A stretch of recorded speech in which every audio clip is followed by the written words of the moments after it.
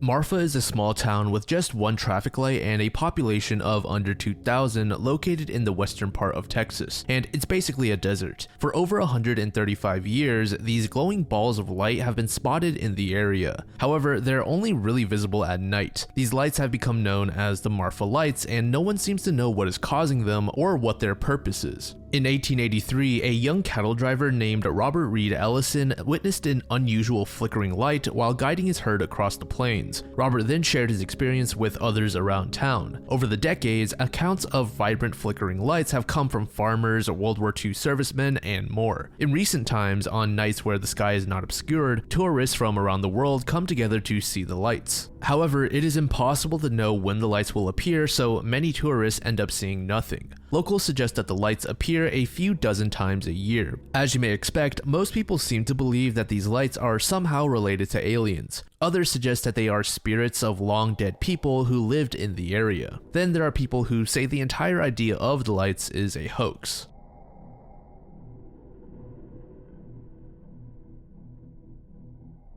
This next entry takes us to 2008 in Quebec, Canada. Marilyn Bergeron was 24 years old at the time and had gone out on a walk that she never returned from. Marilyn was born on December 21st, 1983, and from a young age, she had taken an interest in music. Marilyn also enjoyed learning languages. Being fluent in English and French, she was also able to communicate in Russian, Spanish, and a couple of other languages to a lower degree. Her parents described her as an outgoing young woman, but she did have a knack to be reckless, engaging in some questionable activities at times. But nevertheless, they still loved their daughter, so Marilyn always had their support. Marilyn's brazen personality became a bigger issue when she started hanging out with a particular group of friends that her family described as a bad influence. In 2005, Marilyn moved to Montreal, where she found work in a small local music shop. During her stay in Montreal, she would occasionally head back home to her parents, then back to Montreal. But during one of these return trips, Marilyn's parents shared that Marilyn didn't seem like her usual self. And one day, Marilyn sat her parents down and told them that she feared for her life and she was not in a safe position. When her parents tried to pry for more information, Marilyn refused to elaborate. One of her family members was quoted saying, "We tried to get her to talk, but she wouldn't. She would just cry." But Marilyn did say that she never wanted to return to Montreal ever again. Her family instantly suspected that whatever situation Marilyn had found herself in, it involved either illegal substances or money. Her worried mother continued asking questions, wanting to help.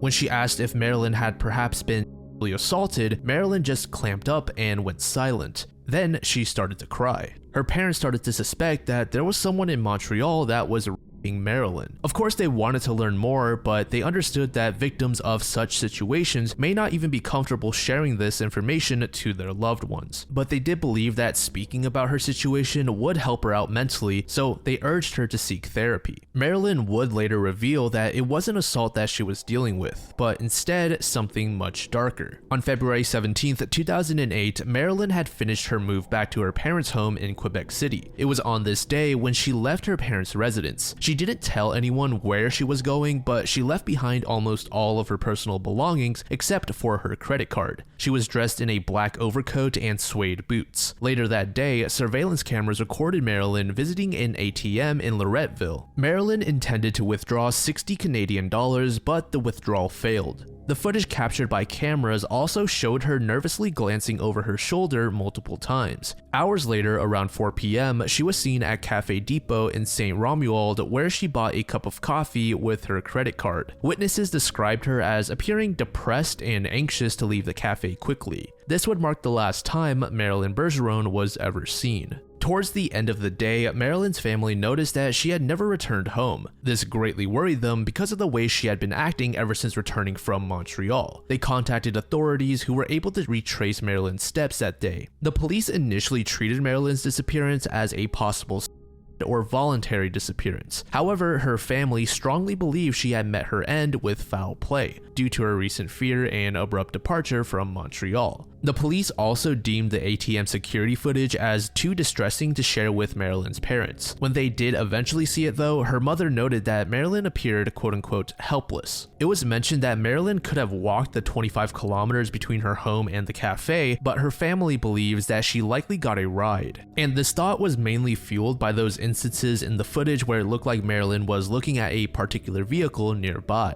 In the years following her disappearance, there have been several reported sightings of Marilyn, particularly in Ontario. In July 2010, a man from Hawkesbury, Ontario, contacted the family claiming to have seen Marilyn regularly over the previous year. The man said that Marilyn was living with a younger man and the two moved frequently. Other local residents also reported seeing her after being shown her photograph. But despite these leads, Marilyn's presence in Ontario has never been officially confirmed. Throughout the 2010s, Marilyn's family made several attempts to shift the investigation to either the SQ or the Montreal Police by formally appealing to the Provincial Ministry of Public Security. They believed these agencies would be much more effective due to their broader jurisdiction and resources. The SQ was known for its provincial authority and high level of expertise, while the Montreal Police could potentially uncover crucial information from Marilyn's connections in the city. The family was grateful for the effort that the Quebec City Police put in, but they were growing frustrated with their approach. The Quebec City Police were mainly looking at the disappearance as a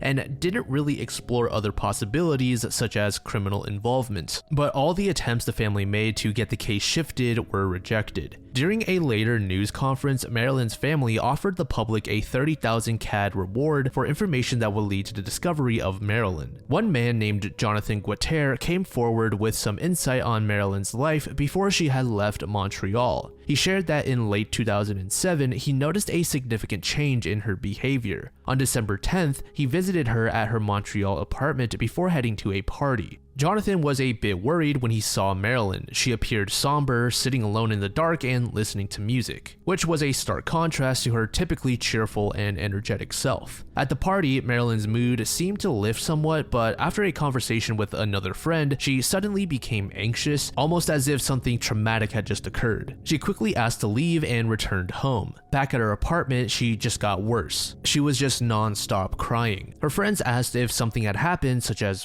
or some other traumatic event. Marilyn strongly denied both. She even went as far as to say that a scenario such as would have been much better than what had actually happened. Jonathan claimed that in her exact words, Marilyn said, "You can't even begin to imagine what I've been through." In 2022, some new information regarding Marilyn was revealed at a news conference. The information was old and investigators have been keeping it a secret. It was reported that in December 2009, a local couple had gotten a knock on their door at around 2 a.m. Upon answering, they discovered a young woman standing outside wearing a jacket, white t-shirt, jeans, and high heels, which was not suitable for the rainy weather at the time. The woman was crying and begged the couple to let her inside. The couple rushed her in, asking if they can help in any way. That's when the woman requested a phone. She said she needed to call someone that lived nearby. The woman was given a towel and a phone. She dialed a number and held the phone to her ear for several seconds, but it appeared that she couldn't get in touch with whoever she was calling. The woman thanked the couple and headed towards the front door. The husband told the young woman that he would drive her to wherever she needed to go since it was raining so hard, but the woman declined. At the time, the couple wasn't aware of Marilyn Bergeron's disappearance. Fast forward several months from that encounter, they see a news story on Marilyn and their jaws drop. Although the picture they saw of Marilyn was of her with darker hair and the woman who showed up at their doorstep was blonde, they were confident that the two women were the same. Marilyn's own family even said that she liked to dye her hair. To this day, Marilyn's fate after her disappearance remains a mystery.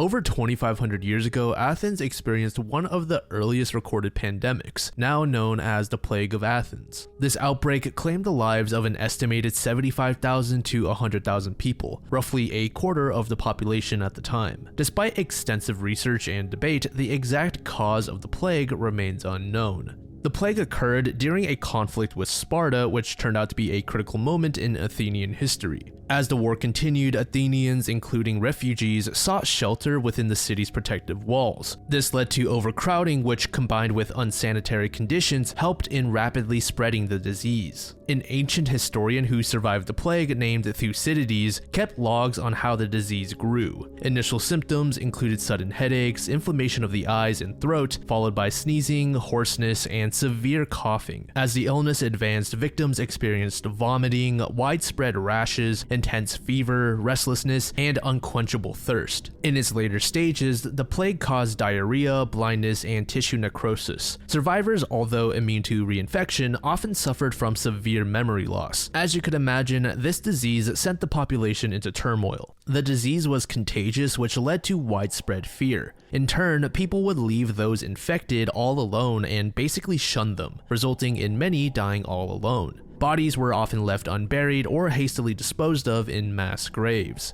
Through the centuries, historians and medical officials have debated long and hard on what exactly the disease was. This had led to many theories from experts who believe it could have been the bubonic plague, typhus, smallpox, or even measles. But of course, the list does not end there. Dr. Philip Makowiak, a contemporary medical historian, shared that it is very difficult to diagnose the disease due to how generalized the symptoms were by Thucydides. However, one detail is of particular interest. The presence of a rash has led some experts to consider epidemic typhus and smallpox as potential causes. Epidemic typhus, spread by lice, matches some of Thucydides' descriptions, but is unlikely to have caused a widespread pandemic in the warm climates. Smallpox also fits many of the characteristics, though the absence of certain key symptoms in historical accounts makes it so many are not so sure that it is the cause. Modern hypotheses have proposed that the plague could have been caused by a viral hemorrhagic fever similar to Ebola. Even Thucydides in his records said he believed the disease to have African origins.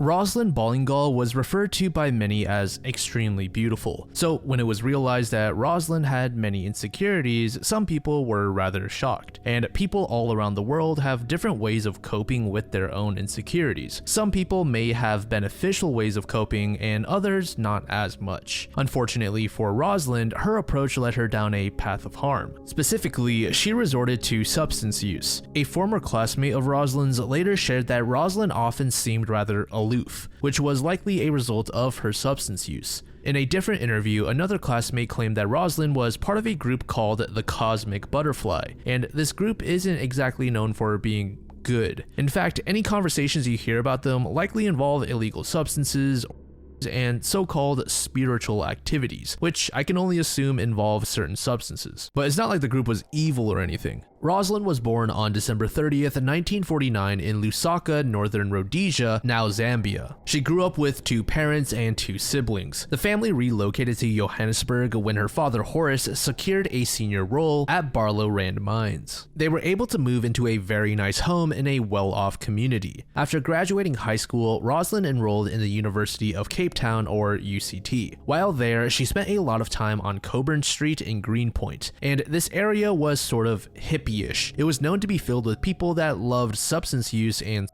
despite her parents' concern, Rosalind seemed to enjoy living in the location. It wasn't until around June to August of 1969 when Rosalind started showing signs of poor health, specifically poor mental health. Rosalind participated in a university production, but she wasn't exactly content with her role in it. This made her feel like she wasn't good enough. And as I've said towards the start, Rosalind resorted to substance use to deal with her insecurities. Two students noticed Rosalind's depressed appearance and offered to take her with them on this trip to Vissenthok. They were going to visit a cottage in the forest with some other people. This was a semi-regular trip made by UCT students, and there was typically a lot of and substance use. Rosalind accepted, and the group set out on August 11th. The next morning on August 12th, after spending a day and a night in the forest, Rosalind left the little cottage she was staying in. It was around 9 a.m. at the time. She had informed some other people nearby that she was simply going to get some fresh air and walk around and visit a local church. Rosalind asked for directions to the church that was supposed to be located nearby. She carried along with her a Bible, and it's during this supposed walk to church where Rosalind disappeared. Night came and Rosalind had not returned. Her friends grew anxious but decided to wait until morning to contact the authorities, hoping that Rosalind would just show up in the middle of the night. So the next day rolled around and still no sign of Rosalind, so authorities were called. Police attempted to get in touch with Rosalind's parents but failed at first since the two friends that brought Rosalind along didn't know her full name. The two were taken in for questioning and one of them, named Sazia, was released after it was determined that she was not involved in Rosalind's disappearance. The search for Rosalind was hindered by the denseness of the forest, making it difficult to efficiently navigate through it. It was speculated that Rosalind may have taken some sort of substance before she left, which put her in a sort of trance-like state where she wasn't all there mentally. This may have caused her to walk around aimlessly, ultimately getting lost. Despite extensive efforts by police, family, and locals, no trace of her was found. Another theory suggested she might have reached National Road, which is about 6 kilometers away, and could still be alive. But the official search was called off on August 26, 1969. Various theories about Rosalind's fate emerged, ranging from accidental death in the forest or foul play. In 1986, a skeleton was found near the cottage, but it did not match Rosalind's description. That same year, with no new leads and both parents being dead, Rosalind was declared quote-unquote presumed dead by the Cape High Court. Over the years, numerous alleged sightings of Rosalind have surfaced, but none have really been dug into. If you recall, I said that Rosalind left the cottage in search of a church with a Bible in hand. Some have suggested that Rosalind was sort of seeking help. It's possible that she just felt like she was coasting through life, and her experience that day on the trip with those other people just made her realize that she didn't have any direction. Rosalind may very well have reached this church and then went off to start a new life that she felt fulfilled by, but it's not like there's any actual evidence to back that up. That forest was said to be home to several predators, so it's entirely possible that she was attacked by some animal and consumed. And due to how dense the foliage was in the area, investigators may have just overlooked her remains.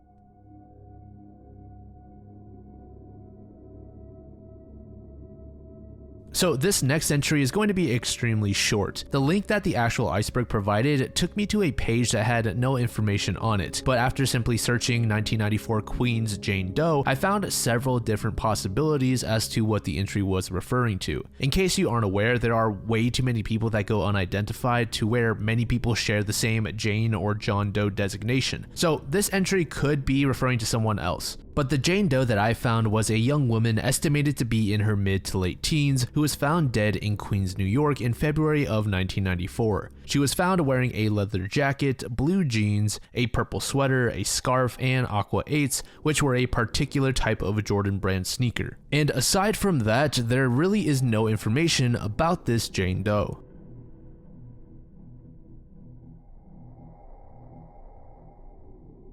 The Secret refers to this book created by Byron Prius, but it doubled as a treasure hunt. Originally published in 1982, the book combines 12 cryptic poems with 12 paintings, each pair leading to a buried treasure or casque, which apparently translates to helmet. These helmets were hidden in various locations across North America. They contained keys that can be exchanged for valuable gemstones. Byron himself traveled all around the US and buried these treasures himself. When a pair of poems and paintings is deciphered, they guide treasure hunters to the exact spot where a helmet is buried. The challenge lies in interpreting the symbolic and cryptic clues in the poems and paintings. So far, 3 of the 12 treasures have been claimed. This includes one in Chicago, Illinois in 1983. This treasure was buried in Grant Park. The second was in Cleveland, Ohio in 2004. This one was buried in the Greek Cultural Garden. And the third was solved in 2019 and was buried in Boston, Massachusetts, specifically in Langon Park.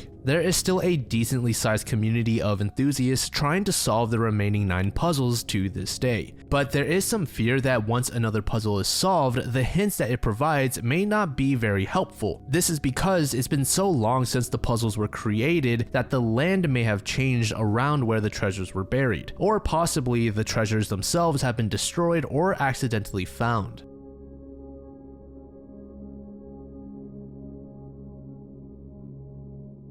On June 7th, 1992, 3 women vanished from Springfield, Missouri, leaving behind no signs of struggle and a trail of just weird clues. The women were Cheryl Levitt, her daughter Suzanne Susie Streeter, and Susie's friend Stacy McCall, now known as the Springfield Three. On the night of June 6, 1992, 19-year-old Susie Streeter and 18-year-old Stacy McCall attended several graduation parties. After deciding against staying at a friend's house, they went to Susie's home at 1717 East Delmar Street, where Susie lived with her mother, Cheryl Levitt. The young women arrived at the house safely in the early hours of June 7th, but by morning they had vanished without a trace. When friends and family arrived later that morning, they found the front door unlocked and the porch light shattered on the ground. But the inside of the house appeared totally normal. The women's purses were lined up on the staircase, their cars were parked outside, and the TV was still on. Cheryl's bed appeared to have been slept in, and there were no signs of a struggle. One peculiar detail was in Susie's room, where the blinds had been pulled apart. There was also the family dog, a Yorkshire Terrier, which showed signs of distress, but it didn't seem to have been hurt in any way.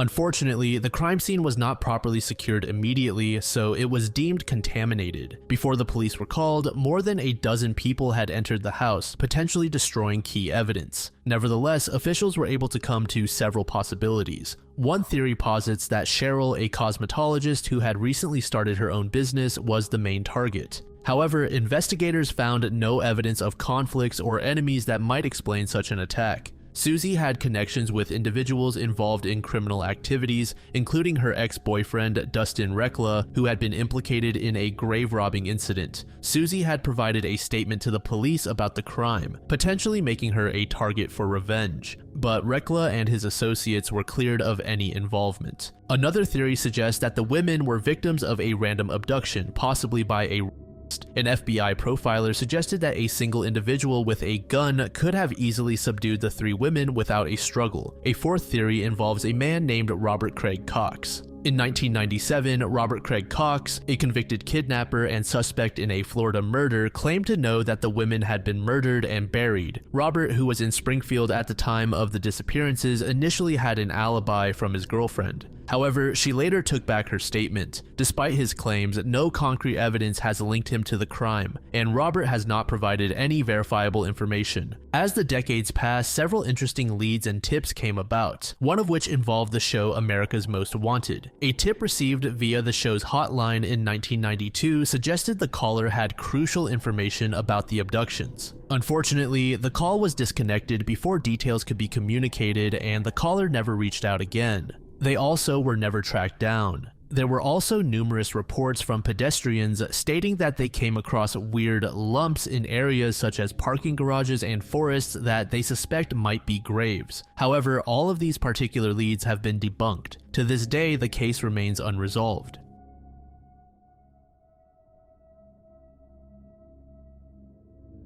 About 3,000 years ago, there was a group of people who are said to have been responsible for the collapse of numerous Mediterranean empires and civilizations. However, the actual name and origin of this group is a mystery. For now, they are simply referred to as the Sea Peoples. Their origins remain one of history's more interesting mysteries. These mariners who terrorized the Eastern Mediterranean in the 12th century BCE are believed to have played a significant role in the Late Bronze Age collapse. Despite extensive efforts, scholars have failed at determining their true origins and the nature of the group. Historical records describe the events caused by the Sea Peoples as chaotic. One inscription within the Medinet Habu temple, dedicated to Ramses III, reads, "All at once the lands were removed and scattered in the fray. No land could resist their arms, from Hatti, Kode, Karkemish, Arzawa, and Alashia on being cut off at one time. A camp was set up in Amuru. They desolated its people, and its land was like that which had never existed. They were coming forward toward Egypt while the flame was prepared for them." Other records say similar things, stating that these invasions were the sole reason for the destruction of numerous empires. Yet despite how powerful and noteworthy this group was, little else is known about them.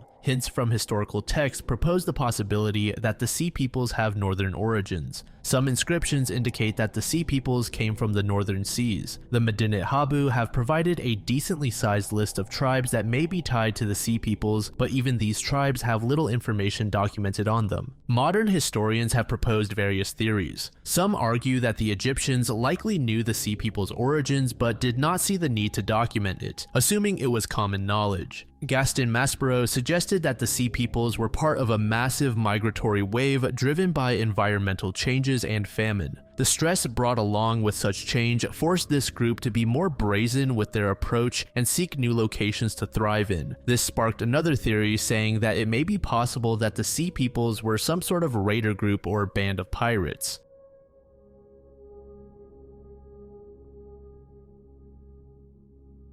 The Sleepy Hollow Killer is the name given to an unidentified serial killer who terrorized the Pietermaritzburg area in KwaZulu-Natal, South Africa. Operating from the late 1990s to as late as 2007, this killer focused primarily on women. It's believed that he had taken the lives of at least a dozen women, but there may be more. His spree began in the late 1990s, where he mainly targeted sex workers. Victims were found and strangled with their own underwear. This would go on to sort of become his calling card at crime scenes. These bodies were often discovered in remote areas along the N3 highway. In 2001, the police exhumed the remains of 7 women from graves in Mountain Rise and Impofomini. Attempts were made at identifying the women, however, these weren't exactly successful. The killer didn't make any big splashes in the news for several years, but this would change in 2007 when the bodies of 3 lifeless women were found. All 3 being discovered in different locations. These victims, like their predecessors, were assaulted and had been strangled with their underwear. However, these bodies were also severely burned post-mortem, adding an entirely new element to the case. In response to this fresh series of killings, a special task force was formed under the leadership of Senior Superintendent Gops Govender. This team was tasked with investigating the murders, examining the evidence, and identifying any connections between the earlier and more recent crimes. Their goal was to finally bring the Sleepy Hollow Killer to justice and lock him up behind bars. In 2008, police arrested a 32-year-old man in Impofomini for the murder of a woman near Howick. Her body was found in a forest with signs that supported the idea that the culprit may have been the Sleepy Hollow Killer. Despite initial suspicions, the police later stated that there was no conclusive evidence linking this suspect to the Sleepy Hollow murders, leaving the case unresolved and the true identity of the killer unknown.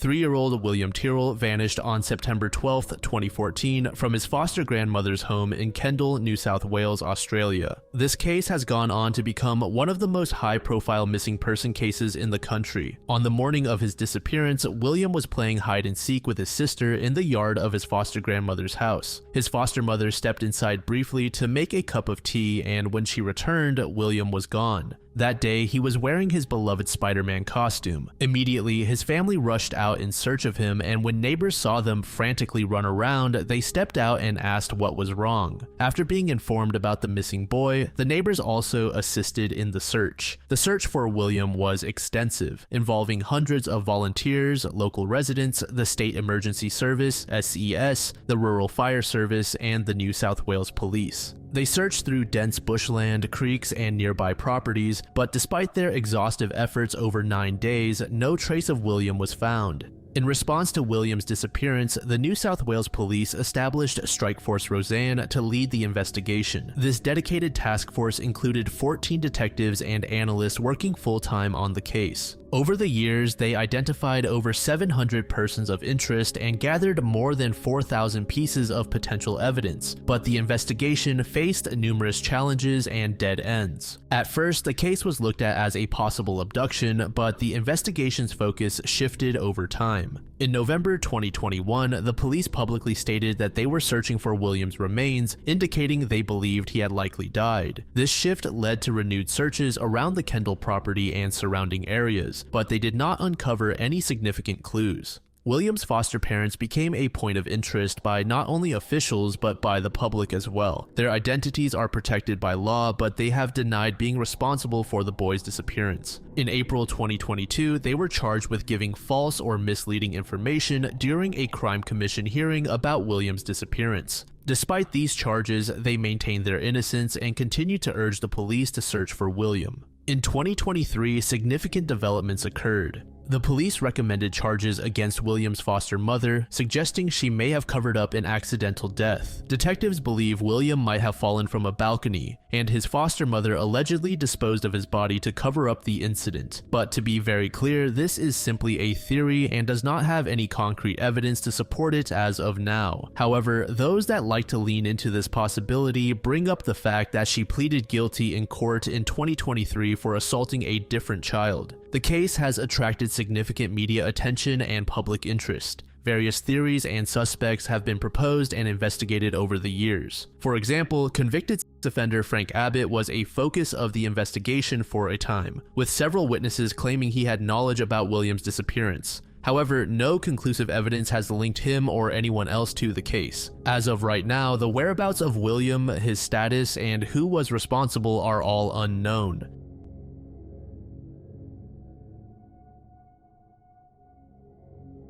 So I remember seeing this image years ago, like when I was a child, and I thought this was some hoax, but I guess not. Or I guess it's still possible that it is a hoax. Anyway, Pumina refers to this massive snake that was reported to have been seen in the Democratic Republic of the Congo. And like I said, I've always thought that this was proven to be a hoax. I've seen a lot of people saying that the snake in the image is actually super tiny and that the surface it's on is actually just some small desert model. Pumina is said to be anywhere from 40 to 50 feet in length, and it is said to resemble a particular species of python in Africa, but even the largest pythons in the world rarely exceed 30 feet. I believe the longest ever officially recorded is about 32 to 33 feet. Now, out of all the mysteries on this iceberg, I think that this is actually one of the more believable ones, especially amongst the cryptid entries. I really do not doubt that there's some genetic freak of a python living out there somewhere where there's zero civilization. Now, that image you saw at the start was captured in August of 1959 by a mechanic simply known as Kint. He was in a helicopter with a Belgian pilot named Remy van Lierde. According to Remy, he saw the python when he flew over Katanga, which is a region of the Congo. Remy was quoted saying, "As we had a camera on board, I decided to make several passes over the hole where the snake was in, able to let the man take a picture of it, and I made between 4 and 6 passes right over the hole where the snake was in. By then, I was already flying for 25 years, so I have a very good experience of measuring things. And I would say the snake I saw there was close to 50 feet. The Wednesday Strangler is the name given to an unidentified serial killer from Japan whose reign lasted from 1975 to 1989. 6 of the 7 victims went missing on Wednesday, hence the name. All of them were women and none of them were found alive. The bodies of the 5th, 6th, and 7th victims were found grouped together in Kitagata in 1989. The identity of the murderer remains unknown and the statute of limitations expired for 4 out of the 7 murders. The murders took place in Kitagata, Shiroishi, and Kita Shigeyasu in the Saga Prefecture. The first victim was a 12-year-old middle schooler who was all alone at home on August 27, 1975. Her body would remain undiscovered for nearly half a decade. In June of 1980, some workers opened up the septic tank of a toilet at an elementary school in Shiroishi to reveal the lifeless body of the victim. The second victim was 20 years old and lived in Shiroishi as well. She disappeared on April 12, 1980 and was also found in a septic tank on June 24th of the same year. Now, I do want to be clear, I am not sure if this is the same location as the previous victim that we went over. The text that I read was translated, and as you all probably know, a lot of times the translations can be skewed and provide inaccurate or vague information. But anyways, this second victim was the only one who was not abducted on a Wednesday. The third woman to disappear was also a resident of Shiroishi and worked in a factory. They went missing on October 27, 1981 at the age of 27. Just 2 weeks after her disappearance, she was found strangled to death at a vacant lot in Nakabara. The fourth victim was abducted on February 17, 1982 and was just 11 years old. Her body was found the very next day, strangled to death. On July 8, 1987, another woman was killed. She was a 48-year-old restaurant employee and was found at the base of a cliff in Kitagata on January 27, 1989. And if you recall at the beginning, I mentioned that the 5th, 6th, and 7th victims were all found together. At that exact cliff location were also the bodies of a 50-year-old housewife and a 37-year-old office worker, both of whom were from Kitagawa. In November of 1989, there was a 26-year-old man held in prison who wrote a letter confessing to these murders, but not long after issuing that letter, he took it all back, saying that it wasn't actually true. But regardless, he was taken to court and charged just 6 hours before the statute of limitations expired for one of the murders. However, the man was deemed not guilty due to a lack of evidence. The judge also claimed that the police had influenced the prisoner to write a letter confessing to the crimes, just for the sake of charging someone. It was February 2nd, 2009, when a woman named Christine Ross was walking her dog in West Mesa in the Albuquerque area. As they were walking, her dog eventually started showing signs of agitation and barked in a certain direction. Christine allowed her dog to lead her, and that's when it brought back a bone that looked almost like a human femur. That's because it was a human femur. Christine took a picture of it and sent it to her sister, who was a nurse. She told Christine that she needed to call the police immediately. Police investigated the area, and over the following month, they discovered additional remains. Initially, they thought that they had the remains of 13 different victims, but this was later reduced to 11. The victims were all women or girls, with the youngest two being 15 years. And most, if not all of them, were of Hispanic descent. They all went missing around 2003 to 2004. Monica Candelaria went missing in May 2003. Doreen Marquez in October 2003, and the following victims went missing in 2004. Veronica Romero in February, 15-year-old Jamie Barella and cousin Evelyn Salazar in March, Solania Edwards in May, Virginia Cloven in June, Cinnamon Elks in July, Julie Nito in August, pregnant Michelle Valdez in September, and then Victoria Chavez. However, it isn't exactly known when she went missing in 2004. In 2005, a detective investigating one of these cases named Ida Lopez began to notice similarities and linked several missing persons cases together. Apparently, when Cinnamon was still alive, she was telling people about a crooked cop that was killing and burying women on the West Mesa. Then, just weeks after she started spreading these rumors, she disappeared. Julie Nito's family said they heard similar rumors, and they, along with two of Julie's friends, reported Julie missing. Julie was also talking about the supposed burials on the West Mesa. Detective Lopez began to group all of these names together, and she ended up with over 24 names. Some of the other victims whose remains were not found but were on Lopez's list were Darlene Trujillo, Christine Julian, Anna Vigil, Felipa Gonzalez, Nina Herron, Chantel Waits, and Leah Peebles. No one has ever been convicted of these crimes, but there remains a list of notable suspects. One of these suspects was a man named Lorenzo Montoya, who died in 2006. He was murdered by the boyfriend of a 19-year-old dancer that he killed. Montoya has been a person of interest for quite some time, as they obtained an audio clip where it sounded as though Montoya was duct taping garbage bags. Furthermore, he was frequently in the middle of other assault cases involving women. Another suspect was Joseph Blea, aka the McKinley Middle School. Most investigators paid Joseph no mind in regards to the case of the bones, but his DNA was discovered on some clothing found with them. He was also known for stalking escorts in the night and taking advantage of them. He is currently in prison serving a 90-year sentence and refuses to speak on the West Mesa case.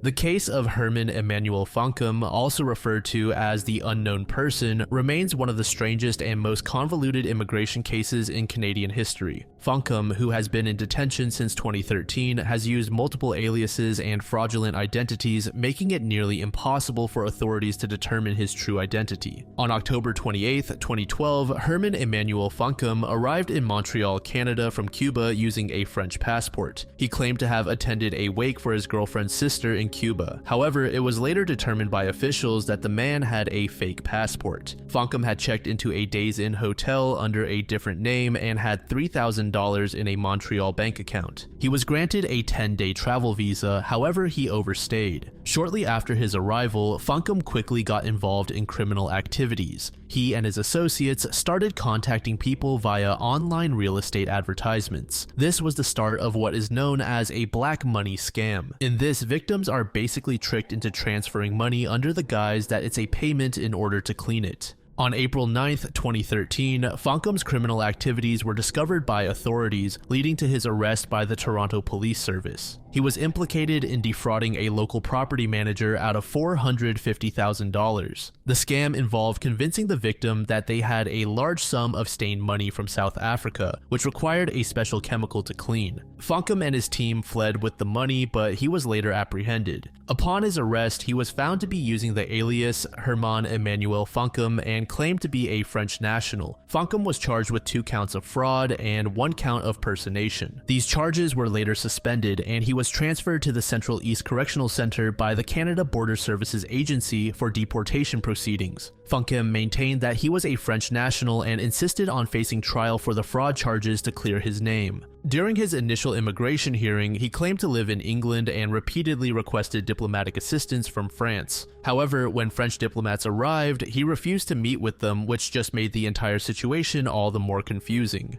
Throughout his detention, Funkum was very uncooperative. He refused to provide fingerprints or photographs, and he declined to attend over 50 detention review hearings over 4.5 years. During these hearings, which are mandatory to determine if a person can be safely released, Funkum often displayed disruptive behavior. Investigations into his identity revealed that the name Herman Emmanuel Funkum was associated with multiple acts of fraud all around Europe. French authorities discovered that the birth certificate he used was also fake and part of a larger fraudulent document ring. Further investigations linked him to various identities in Germany, Britain, and Cameroon, but none of these identities could be verified. Authorities just struggled to determine his true origins. German authorities had records of fingerprints matching those of Funkum, but the details were sealed. The German connection suggested involvement in illegal activities there as well, but specifics were not disclosed. In the UK, records indicated that Funkum, under another alias, had been involved in criminal activities as well. He had previously been convicted of fraud and had served time in British prisons. British immigration records from 2007 showed that he admitted to being from Cameroon during an interview, although this claim was inconsistent with other statements he made. Despite his claims of Cameroonian origin, authorities in Cameroon could not find any records matching his known aliases. Investigations in Cameroon included interviews and local inquiries,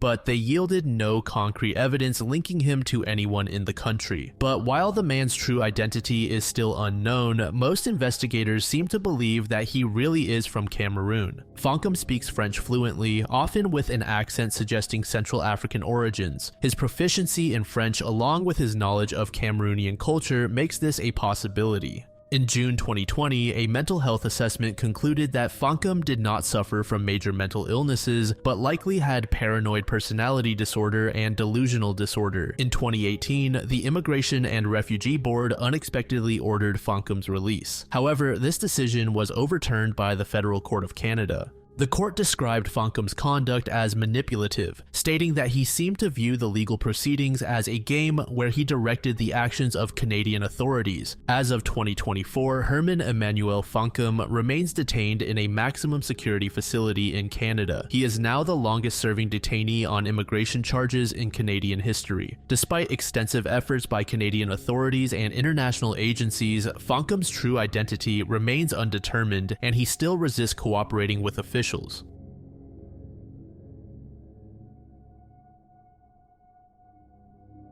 On the evening of October 12, 1978, the quiet community of Palm Springs, California became the site of a horrifying crime. The brutal murders of Edward Friendly, aka Ed, his wife Sophia Friendly, and their maid Frances Williams shocked the nation and remains unsolved to this day. The following morning on October 13, 1978, the Friendly residence was eerily quiet. The family's pool maintenance worker arrived to clean the pool, but noticed something strange through the kitchen window. He saw what appeared to be a body lying in a pool of blood. Alarmed, he immediately contacted the police, and authorities were not prepared for what was waiting behind the door. Inside, the bodies of the Friendlies and their maid were found in different locations. All of them were taken out by a firearm. Sophia Friendly was discovered first, lying in the hallway, suggesting she was trying to flee. Frances Williams, the maid, was found in the kitchen. Ed Friendly was found slumped in a chair in his office where the television was still on. Unlike the previous two victims, who each had one wound, Ed had 2 wounds from the firearm. The immediate investigation focused on the relationship within the Friendly household and potential motives for the murders. Despite the disarray, which included scattered papers and turned out pockets, robbery was quickly ruled out. No valuables were missing, and $400 in cash was left untouched. This suggested a personal vendetta rather than a random act of violence. Sophia Friendly's background provided several interesting leads. She had previously been married to a man named Curtis Wood Hutton. He was a relative of the wealthy Hutton family known for their fortunes in banking and the retail industry. There were ongoing familial tensions, particularly involving inheritance and trust funds. Sophia's children from her first marriage had a contentious relationship with her, exacerbated by financial disputes and a lawsuit over the family estate. One of the most crucial pieces of evidence found at the scene were the shell casings from a .45 caliber handgun. Investigators believed that the culprit was a professional. The lack of forced entry reinforced this theory. However, the absence of physical evidence such as fingerprints or DNA made it difficult to continue the investigation. Detectives explored various theories, including the possibility that Ed Friendly's business dealings had made him enemies. As a realtor and racetrack executive, he had been involved in several high-stakes ventures, some of which ended in litigation and financial loss. It was speculated that someone from his past might have sought revenge. However, no concrete evidence was found exploring this theory. A significant part of the investigation focused on Sophia Friendly's family. Again, Sophia was in the middle of a lot of familial drama that involved a lot of money. Detectives found that Sophia's relationship with her children, Edward and Sophia Hutton, wasn't great. In fact, it was pretty bad, and this poor relationship was also a result of money. Sophia's ex-husband, Curtis Hutton, had been a beneficiary of a substantial trust fund from his cousin Barbara Hutton. The terms of the trust specified that if Curtis died before Sophia, she would inherit the money instead of it going to the children. This detail led to suspicions that the children might have had a motive to eliminate Sophia to secure their inheritance, but these suspicions were never supported with hard evidence. As years passed without resolution, the case gradually went cold. However, it remained a point of interest for unconventional investigators. Advances in forensic technology offered the possibility of new breakthroughs. In particular, the shell casings left at the scene were re-examined with modern ballistic analysis techniques, though they have yet to lead to an arrest.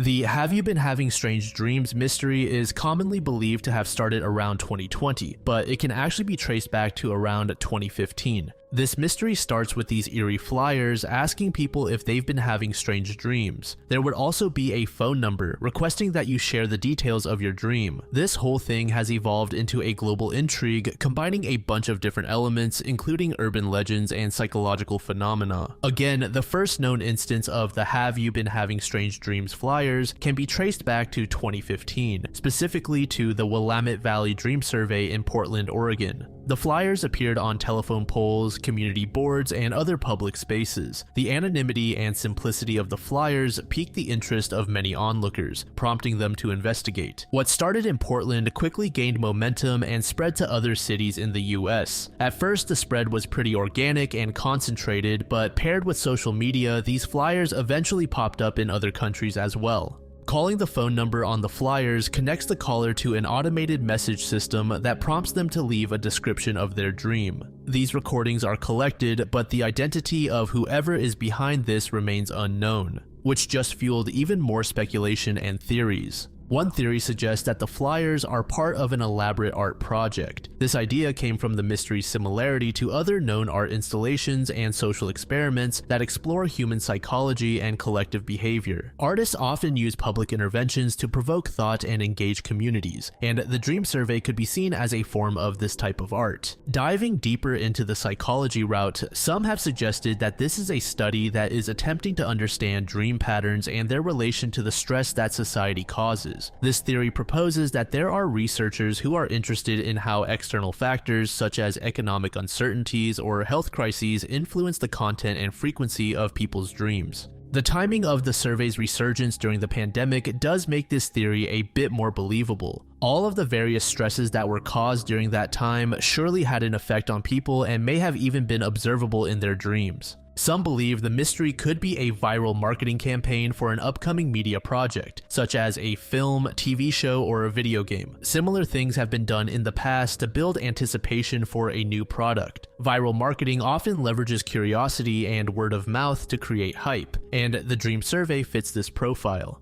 The "have you been having strange dreams" phenomenon is often compared to other internet-driven urban legends, such as the This Man mystery. This Man involves a flyer campaign asking if people have seen a particular face in their dreams, and thousands of people around the world have come forward claiming to have seen him. Both mysteries use similar methods: anonymous flyers and a phone number or website for people to share their experiences. The This Man mystery, which started gaining attention in the mid to late 2000s, involves an image of a man supposedly seen in dreams by people all over the world. The phenomenon was later revealed to be a hoax and a piece of guerrilla marketing by an Italian marketer and sociologist named Andrea Natella. The "have you been having strange dreams" mystery remains unsolved, with its true purpose and origins hidden in secrecy. Whether it is an art project, psychological study, viral marketing stunt, or something else entirely, the mystery has prompted widespread speculation and discussion.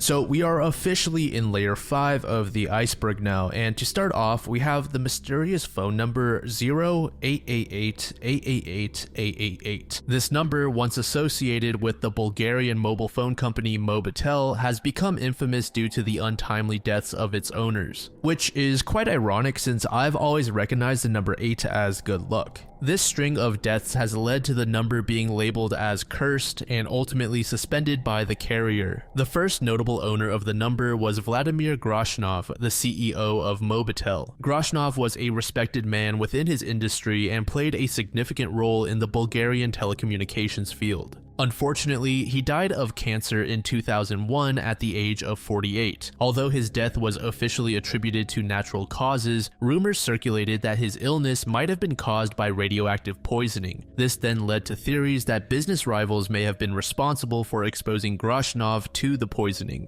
After Groshnov's death, the number was reassigned to Konstantin Dimitrov, a notorious Bulgarian mafia boss. Dimitrov, also known as Samokovetsa, was deeply involved in illegal substance trafficking. In 2003, he was assassinated in the Netherlands. While dining with his girlfriend, Dimitrov was gunned down by a Russian hitman allegedly due to conflicts over his empire. He was only 31 at the time of his death. The phone number's next and final known owner was Konstantin Dishlyev, a real estate agent who was also involved in the same illegal business as Dimitrov. Dishlyev was running a substantial coke smuggling operation valued at £130 million.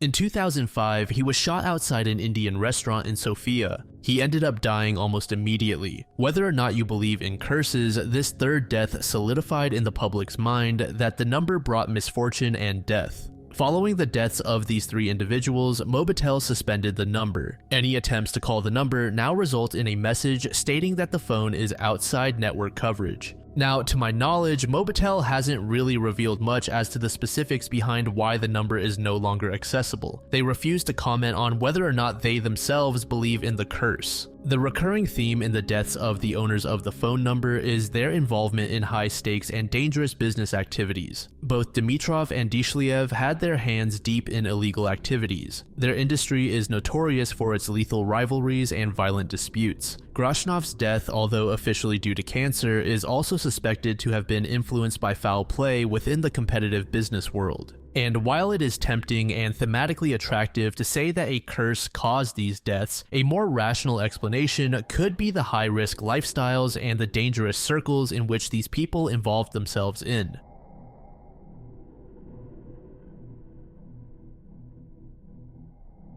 Daniel Morgan, a private investigator, was brutally murdered on the night of March 10, 1987. His body was discovered in the car park of the Golden Lion pub in Sydenham, London, with an axe in his head. Morgan, who was 37 years old at the time, left behind a wife and 2 children. As you would expect from that graphic detail I just provided, the crime scene was pretty gruesome, and because of that, the case quickly attracted widespread media attention. The initial investigation was marred by significant procedural errors and alleged corruption. Key aspects of the crime scene were also mishandled. The crime scene was not properly secured. Critical forensic evidence was either overlooked or not properly attended to, significantly delaying the investigation. Additionally, basic investigative steps such as verifying alibis and securing witness statements were neglected. This negligence is what fueled rumors of internal corruption and collusion. From the early days of the investigation, allegations of police corruption began to surface. Daniel Morgan had reportedly been investigating claims of police corruption and was possibly on the verge of exposing illicit activities involving his business partner Jonathan Rees and others. These circumstances led to the public believing that Morgan's murder was a calculated move to silence him. Over the years, the case saw several investigations and attempts at prosecution, all of which failed. In response to growing concerns about corruption, the Hampshire Constabulary was brought in to reinvestigate the case. However, their efforts were compromised by the involvement of senior Met officers. This just further intensified the accusations of a cover-up. In 2009, Jonathan Rees, along with Glenn and Gary Vian, was charged with Morgan's murder. However, the trial fell apart in 2011 due to a series of prosecutorial missteps, including the non-disclosure of crucial documents and the unreliability of key witnesses. In 2013, an independent panel was established to investigate the circumstances surrounding Morgan's murder and the subsequent handling of the case. The panel's final report, published in June 2021, delivered a glaring indictment of the Met's conduct. The report accused the Met of institutional corruption, highlighting how the force prioritized its reputation over the pursuit of justice. It noted a consistent pattern of obfuscation and denial of investigative failures, which had significantly hampered the case. In 2023, the Met issued an official apology to Morgan's family and agreed to a significant compensation settlement. The family received a €2 million payout, and Met Police Commissioner Sir Mark Rowley publicly apologized for not being able to bring justice to Morgan's case.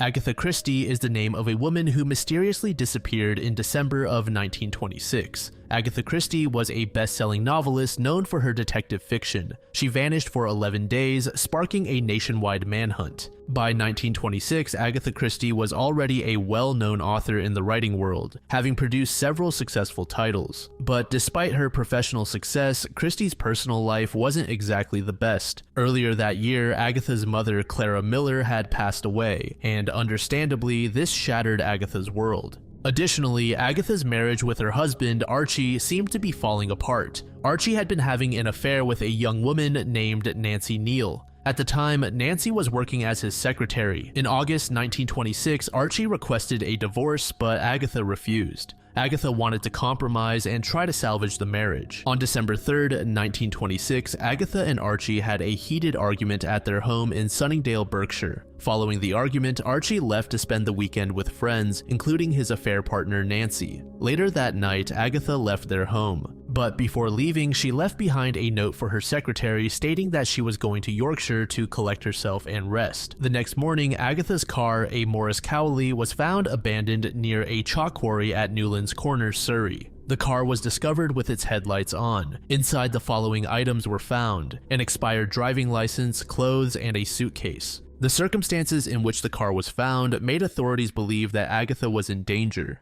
The search for Agatha Christie quickly became a nationwide effort. Over 1,000 police officers, along with volunteers, scoured the surrounding areas. Bloodhounds were brought in to track her scent, and nearby bodies of water, including a local lake known as the Silent Pool, were also searched. Despite these efforts, no trace of Agatha was found. Various theories about her disappearance began to circulate, ranging from to kidnapping to foul play. Given her fame as a mystery writer, some speculated that she might have staged her own disappearance as a publicity stunt. On December 14, 1926, a significant breakthrough occurred. An employee at the Swan Hydropathic Hotel in Harrogate, Yorkshire, reported to the police that a guest resembling Agatha Christie had checked in under the name Teresa Neal, claiming to be from South Africa. And if you recall, the woman Archie was having an affair with had the last name Neal. When the police arrived at the hotel with Archie, they found Agatha calmly reading a newspaper in the dining room. Despite her name being plastered on the front pages, she appeared oblivious to the attention surrounding her disappearance.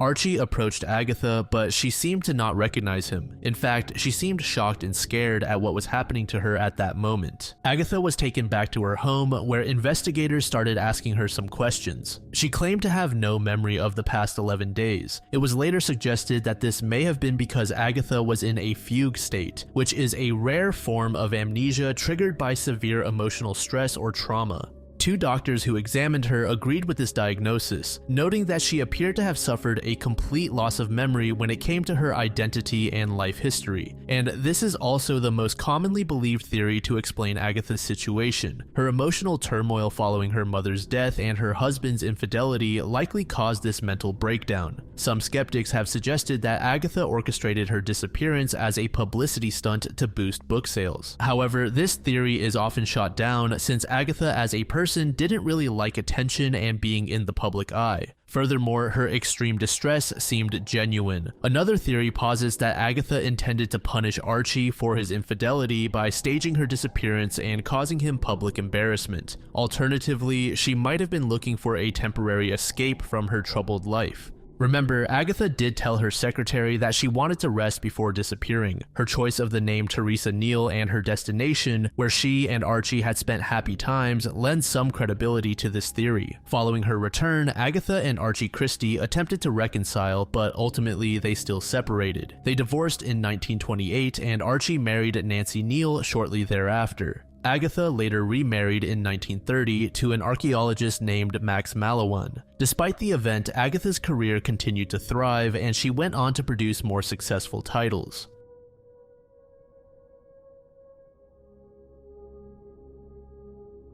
Ben Nevis, the highest peak in the British Isles, stands at 1,344 meters or 4,409 feet above sea level. Located in Scotland, this mountain is frequented by hikers, climbers, and nature enthusiasts. However, Ben Nevis is also known for a more eerie reason other than its beauty. According to numerous climbers and hikers, they can hear screams from the top of the mountains. Reports of the screams have been observed for years. The most notable incident involving the mysterious screams occurred on February 12, 2015. Several climbers reported hearing a blood-curdling scream while on the mountain. This led to a search operation by the Lochaber Mountain Rescue Team, who scoured the area for any signs of distress or an accident, but found nothing unusual. The climbers were left puzzled, and what caused the scream went unexplained. One of the most plausible explanations for the screams is the natural interaction between the wind and the mountain's terrain. The rocky outcrops and deep gullies of Ben Nevis can create unique acoustic effects, causing the wind to produce sounds that might resemble human screams. This phenomenon is not unique to Ben Nevis and has been observed in other mountainous regions around the world.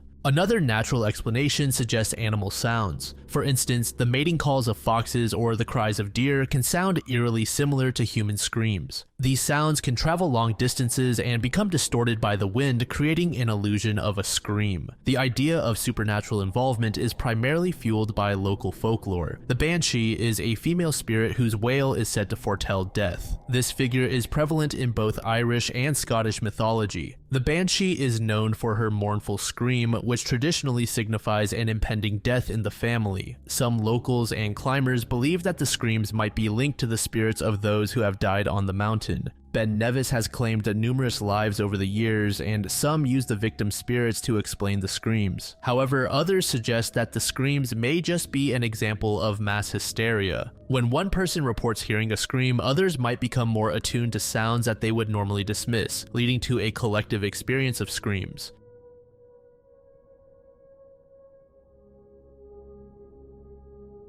Brandon Embry, born in 1986, was a Navy veteran. His friends and family described him as curious yet introverted. During high school, Brandon discovered the world of bodybuilding and instantly became hooked. After graduating in 2004, he joined the Navy and served on a nuclear submarine. After his honorable discharge, he pursued school to become a pharmacist, but later found himself in robotics. By August 2018, Brandon had moved to Asheboro, North Carolina to be closer to his family while working in Charlotte. On September 10th, 2019, Brandon's family lost contact with him. His mother and sister, concerned by the lack of communication, went to his apartment on September 12th to make sure he was okay, but after failing to get a response, they called the police. Authorities arrived around 3:20 p.m. and found Brandon unresponsive, naked in a pool of water from an overflowing bathtub. The apartment was in disarray, which suggested that there was a struggle. Despite being rushed to the hospital, Brandon succumbed to his injuries the next day. A doctor named Lauren C. Scott conducted the initial autopsy and concluded that Brandon died from pneumonia, which was made worse by hypertensive cardiovascular disease. The report pointed out multiple injuries, including bruises and lacerations,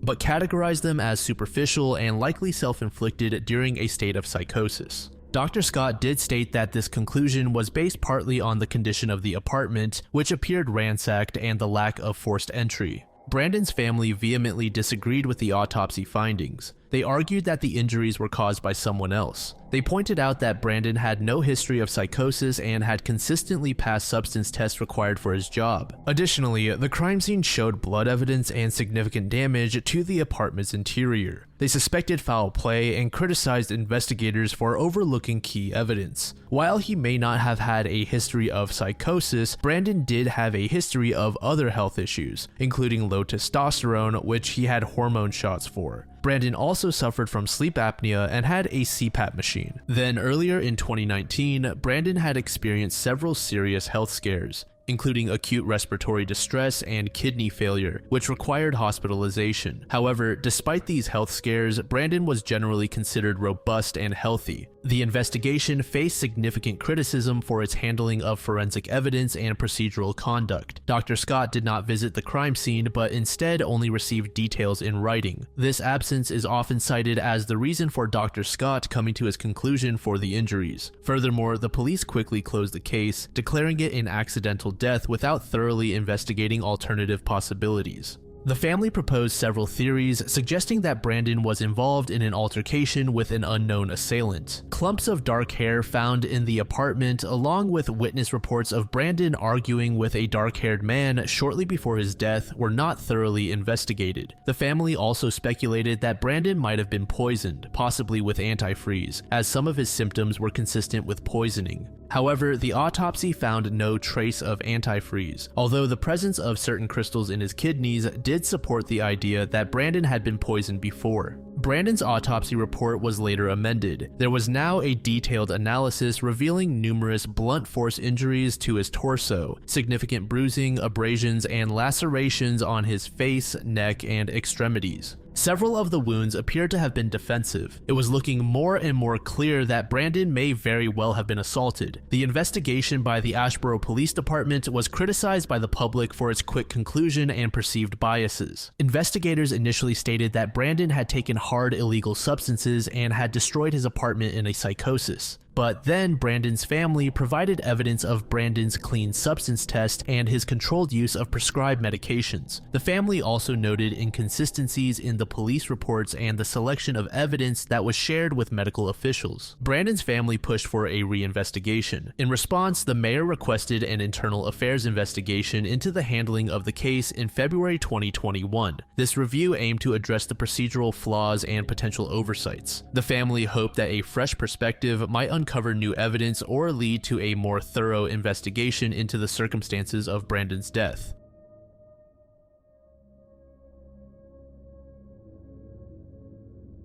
Coral Castle, located in Homestead, Florida, is one of the more interesting structures in the world. Built by Edward Leeds Kalnin, a Latvian immigrant, this structure has fascinated engineers, historians, and tourists for decades. The intrigue surrounding Coral Castle lies in its construction. Leeds Kalnin claimed to have built it alone using only rudimentary tools. Edward Leeds Kalnin was born on January 12, 1887 in Latvia. Little is known about his early life, but it is believed that he immigrated to the United States in the early 1920s. After being dumped by his fiancée, Agnes Scuffs, just before their wedding, Leeds Kalnin dedicated his life to creating Coral Castle, which he often referred to as Rockgate Park. Again, the most puzzling aspect of Coral Castle is its construction. Leeds Kalnin worked alone, mostly at night, to carve and position over 1,100 tons of coral rock. Some of the stones weighed up to 30 tons, yet Leeds Kalnin managed to move and position them with incredible precision. Despite extensive research, the exact methods he used remain unknown. Leeds Kalnin did hint at using basic concepts of physics. He even said once that he used the same secrets that allowed for the pyramids to be constructed.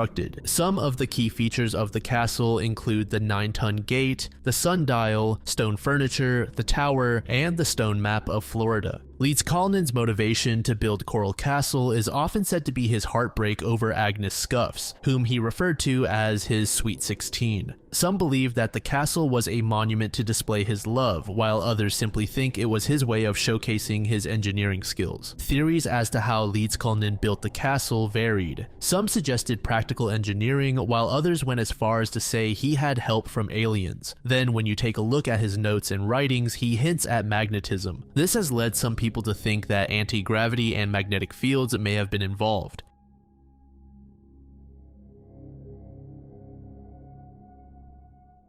The black demon shark is a creature rumored to be lurking in the depths of the Gulf of California. Known for its immense size and scary appearance, this cryptid has spurred numerous eyewitness accounts and numerous theories attempting to explain its existence. The black demon shark is described as an enormous black-colored shark, measuring up to 60 feet or 18 meters in length. This shark is said to exhibit aggressive behavior, often attacking boats. The first notable reports of the black demon shark were made in the early 2000s. Fishermen and sailors in the Gulf of California shared encounters with a gigantic menacing shark larger than any known species. The most plausible explanation for the black demon shark sightings is, of course, misidentification. Experts suggest that known large shark species, such as the whale shark or the great white shark, could be mistaken for this cryptid. Environmental factors like lighting conditions, water clarity, and the natural fear of the unknown may contribute to an exaggerated description of the animal. A more sensationalized theory suggests that the black demon shark could be a surviving megalodon, which is a prehistoric shark believed to have gone extinct around 2.6 million years ago. This theory, while fun, lacks any evidence and is largely dismissed by the scientific community.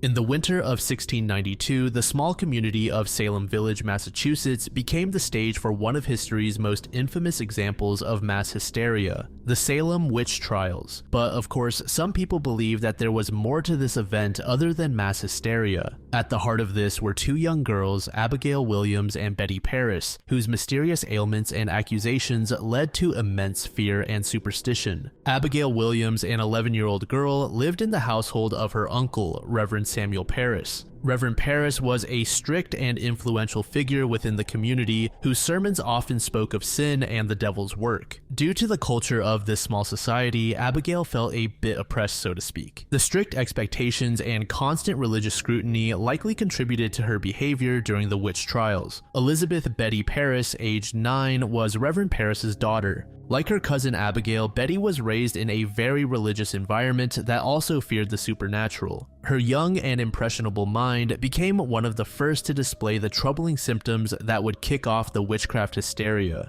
This is often said to have been Betty looking for an outlet in such a repressive community. In January of 1692, Abigail and Betty began exhibiting bizarre and disturbing behaviors that baffled everyone. They screamed uncontrollably, contorted their bodies, and hurled objects across the room. They claimed to have this prickly feeling on their skin and complained of biting sensations all over their bodies. These symptoms led the local physician, Dr. William Griggs, to a conclusion that most today would find comical. The girls were bewitched. Under intense pressure to identify the source of their torment, Abigail and Betty named 3 women as being responsible: Tituba, Sarah Good, and Sarah Osborne. Tituba was a slave in the Paris household. Her cultural background and storytelling about folk magic made her a convenient target. Under duress, she actually confessed to practicing witchcraft and implicated others, claiming that she and other women were in contact with the devil. Sarah Good was a woman who was said to have a short temper and appeared disheveled, which also made her a believable target at the time. As for Sarah Osborne, she was getting old, and due to her declining health, she stopped attending church regularly. This led some members of the community to believe that she had new beliefs. These initial accusations set off a chain reaction, with more girls and young women in Salem and neighboring communities exhibiting similar symptoms and naming supposed witches.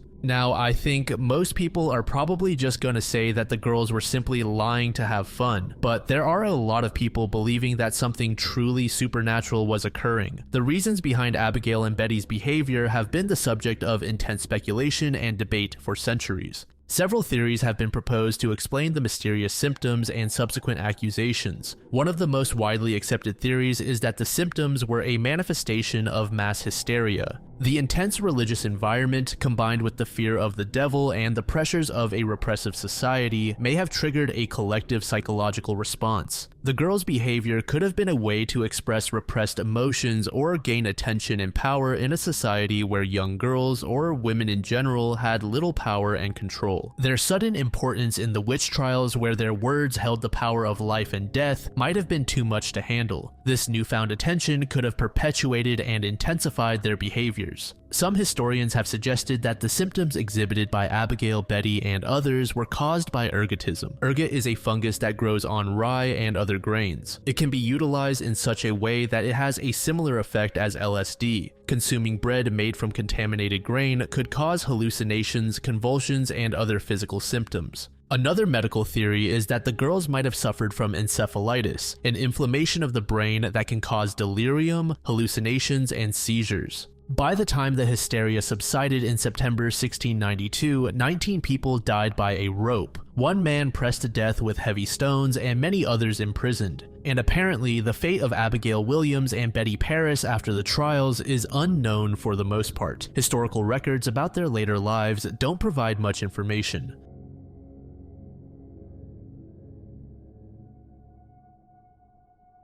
The legend of the Dungavenhooter is rooted in the early 20th century, where it was shared amongst workers in the lumber industry. Like many folklore creatures, the Dungavenhooter served as a cautionary tale. It was a way to explain the unexplainable.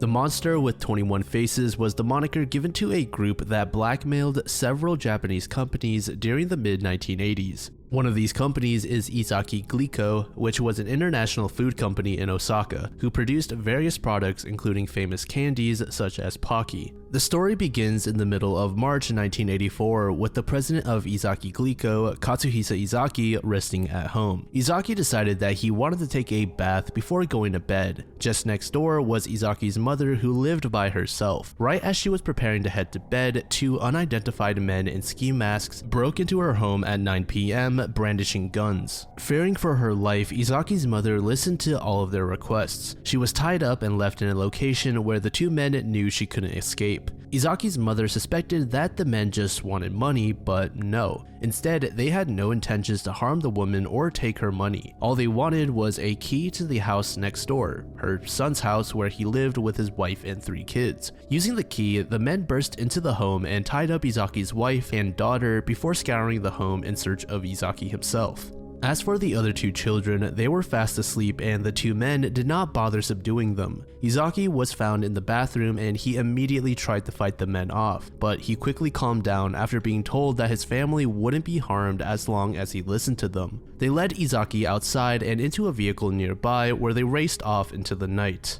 The next day, a ransom note was found in a phone booth near the Izaki household that demanded a payment of 1 billion yen or over 6.5 million US dollars today. Additionally, the abductors demanded over $1 million USD worth of gold bullion. Then, just a few days after Izaki's abduction, Izaki found his way back to his home. He was able to escape from a warehouse in the Osaka city of Ibaraki, where Izaki claimed he was being held. Police questioned Izaki, but he didn't really have much information to provide. He was able to lead authorities back to where he came from, and after searching the warehouse, there weren't any clues leading to the identity of the culprits. Izaki informed police that a cover was placed over his head for the majority of the time and that the kidnappers told him his 8-year-old daughter was with them, which was a lie. Over the course of hours, Izaki was able to loosen the rope bindings around his wrists and ultimately break free. Furthermore, he said that he believed the culprits were only using toy guns. After his escape, the mysterious group made their next move on April 10th, 1984. The group set fire to a number of vehicles in the Izaki Glico Company parking lot,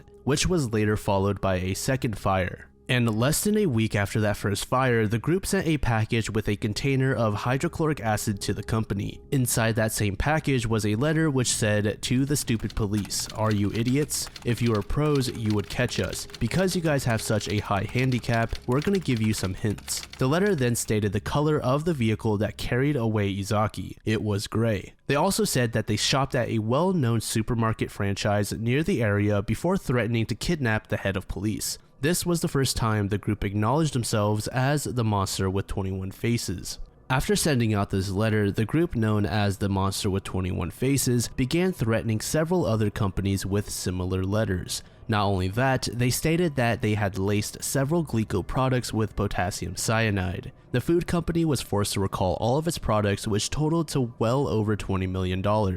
The group continued issuing letters to the companies and police, one of which said, "Dear dumb police officers, don't tell a lie. All crimes begin with a lie, as we say in Japan. Don't you know that? You thought you could fool us, dressed in your nice businessmen's blue suits, acting like salarymen, but those shifty eyes gave you away." Another letter, also addressed to the police, read, "Why don't you keep it to yourself? You seem to be at a loss. So why not let us help you? We'll give you a clue. We entered the factory by the front gate. The typewriter we use is Panwriter. The plastic container used was a piece of street garbage." This was referencing the package containing the acid. There was one moment where authorities believed that they had identified one of the members of the group. A camera had captured a man wearing a Yomiuri Giants baseball hat in a convenience store. He was seen stocking shelves with Glico candy, but after releasing this footage to the public and urging people to come forward with info, the man was never identified. In a shocking turn of events, the Monster with 21 Faces seemed to have called off their attacks. On June 26, 1984, a new letter was received by the press which was addressed to "our fans throughout Japan." The letter said, "The president of Glico has already gone around with his head hanging down long enough. We would like to forgive him. Japan has gotten terribly hot and humid, so when our work is done, we want to go to Europe, Geneva, Paris, London. We'll be in one of those places. Let's bring Pocky, the traveler's friend. Delicious Glico products, we're eating them too.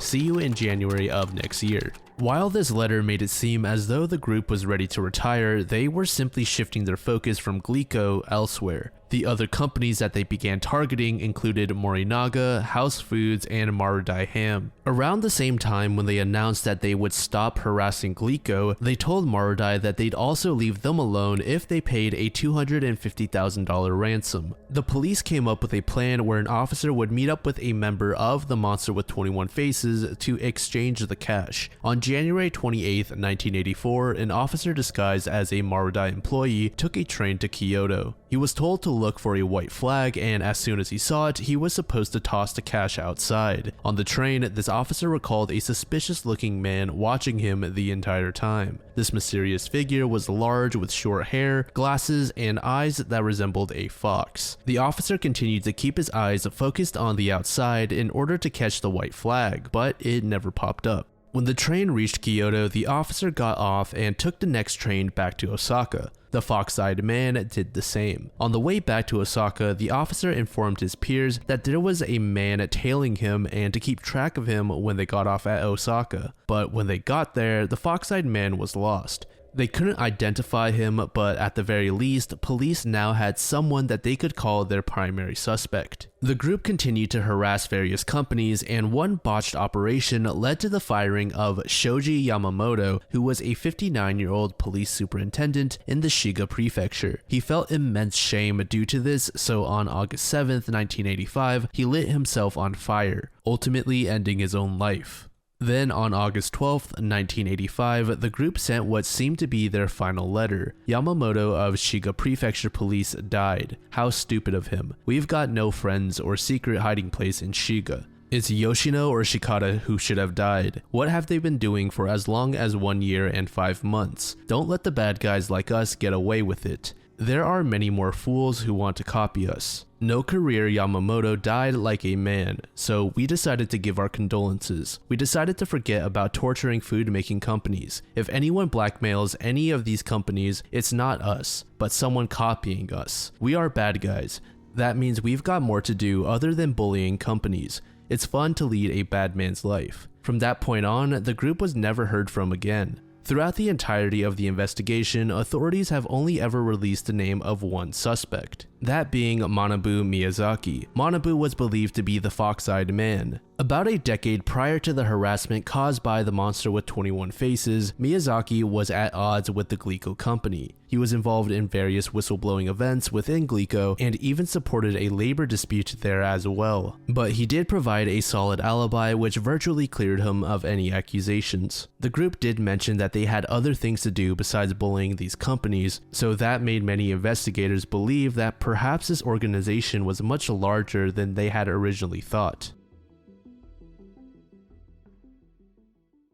On the morning of September 16th, 1994, at the Ariel School in Ruwa, Zimbabwe, over 60 students reported seeing an unidentified flying object and encountering mysterious beings during their break. This incident is often referred to as the Ruwa UFO incident. The witnesses, primarily children between the ages of 6 and 12, stated that they saw a silver disc-shaped object hovering and landing in a field adjacent to their school. The object was shiny and reflective, almost glowing. Following its landing, the children reported seeing one or more beings emerge from the craft. These beings had large eyes, disproportionately large heads, and wore tight-fitting black suits. The children said that their eyes were almost like their way of communicating. Several children reported that the beings conveyed urgent messages about environmental conservation and humanity's future. The beings, according to the children, emphasized the need to protect the earth and warned against the dangers of pollution and environmental degradation. Dr. John Mack, a Harvard psychiatrist who later interviewed the children, found these accounts of telepathic messages both fascinating and concerning. Cynthia Hind, a UFO researcher in Africa, was the first to investigate the incident. Arriving shortly after the event, she interviewed the children and collected drawings they made of the UFO and the beings. She believed that the children's rural upbringing meant they had little exposure to media portrayals of UFOs, lending credibility to their accounts.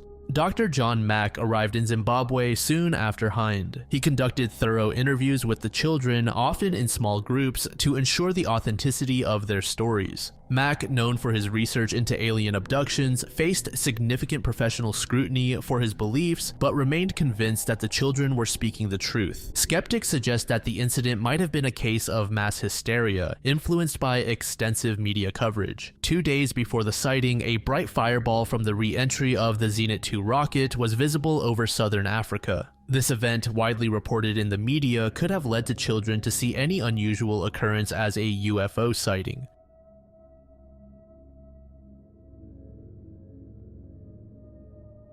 In November 1985, a hunter discovered a 55-gallon barrel in Bear Brook State Park in Allenstown, New Hampshire. Inside were the remains of an adult woman and a young girl. Both had been beaten to death, and the bodies were in advanced stages of decomposition. This made identification extremely difficult. This discovery kicked off a decades-long investigation that went on to become one of the state's most notorious cases. The bodies were wrapped in plastic, and their state of decomposition suggested they had been there for a while. Despite the advanced state of decay, forensic experts were able to determine that the woman and the girl had suffered blunt force trauma to their heads, which was the likely cause of death. Initial attempts to identify the victims through missing persons reports and local inquiries proved fruitless, leaving investigators at a dead end. The case was handled by local police, who were soon joined by state investigators and the FBI. Investigators conducted extensive searches of the surrounding area, hoping to find additional clues that could help identify the victims or the killer. Despite these efforts, no further evidence was immediately found, and the case began to grow cold. Investigators collected what evidence they could, including hair and fiber samples, but these did not yield any significant leads. Composite sketches of the victims were created and spread around in hopes that someone might recognize them, but no credible leads emerged. 15 years later, in May 2000, another barrel was found near the same location. This barrel contained the remains of 2 young girls. Like the previous victims, these remains were also severely decomposed. It was determined that these victims had likely been killed around the same time as those found in 1985. The similarities in the condition and placement of the bodies suggested a connection between the 2 discoveries, but the identities of the victims and the perpetrator remained unknown. The second discovery reignited interest in the case. A local detective conducting a training exercise noticed the second barrel and its contents, which closely mirrored the first one. The remains were similarly wrapped in plastic and showed signs of blunt force trauma. This discovery prompted a renewed investigation, with authorities theorizing that the same perpetrator was responsible for both barrels. Investigators reviewed all cases of missing persons from the time period, but were still unable to match the victims to any reported cases. Again, due to the decomposition, the victims were nearly impossible to identify. Dental records and fingerprints were not usable, and the victims' faces were far too damaged. By the early to mid-2000s, advancements in DNA technology allowed forensic experts to re-examine the remains of the victims discovered in Bear Brook State Park. Re-examination revealed that the woman and 2 of the girls found in the second barrel were maternally related, indicating they were likely a mother and her children. However, the second child from the first discovery was not related to them. In 2017, genetic genealogist Barbara Ray Venter was enlisted to assist with the case. Using DNA samples from the victims, Ray Venter was able to construct family trees that eventually led to the identification of the adult woman and the 2 related children. The adult woman was identified as Marlise Elizabeth Honeychurch, born in 1954. The 2 girls were her daughters, Marie Elizabeth Vaughn, born in 1971, and Sarah Lynn McWaters, born in 1977.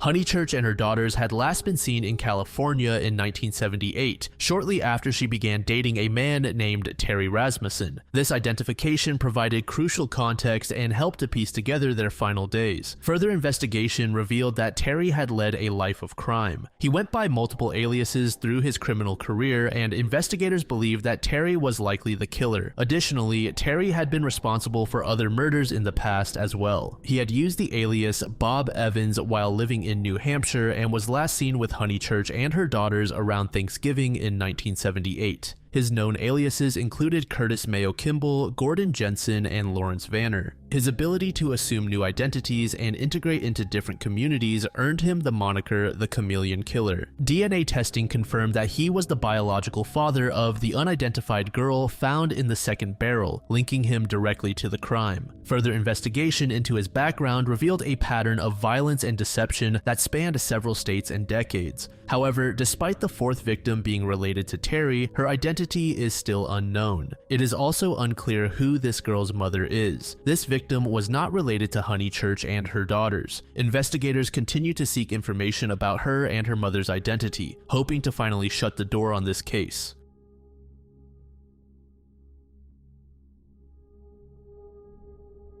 Charles Rogers was regarded as a rather mysterious man. Born in 1921, Rogers grew up in Houston, Texas, where he lived with his elderly parents, Fred and Edwina Rogers, at their home on Driscoll Street. Despite a seemingly normal upbringing, Charles wasn't exactly normal himself. He was highly intelligent, having obtained a degree in nuclear physics. After college, he went on to serve in World War II, where he learned to fly planes. This particular detail would later fuel a number of theories regarding his disappearance. After the war, Rogers worked as a seismologist for Shell Oil Company for nearly a decade. His co-workers and supervisors stated that Rogers was incredibly smart and intuitive, but he was also reclusive. Neighbors and even relatives noted that Rogers maintained minimal contact with his parents despite living under the same roof. Communication with his parents was so limited that he reportedly communicated with them primarily through notes slipped under his bedroom door. This detail made Charles a rather peculiar individual. On June 23, 1965, Houston police were called to the Rogers residence for a welfare check after Edwina's nephew, Marvin Martin, expressed concern over not hearing from his aunt for several days. Upon arrival, police officers Charles Bullock and L.M. Barta found the house eerily silent and somewhat barricaded with flower pots. Suspicious, they forced their way into the house and headed toward the kitchen, where they made a discovery they would never forget.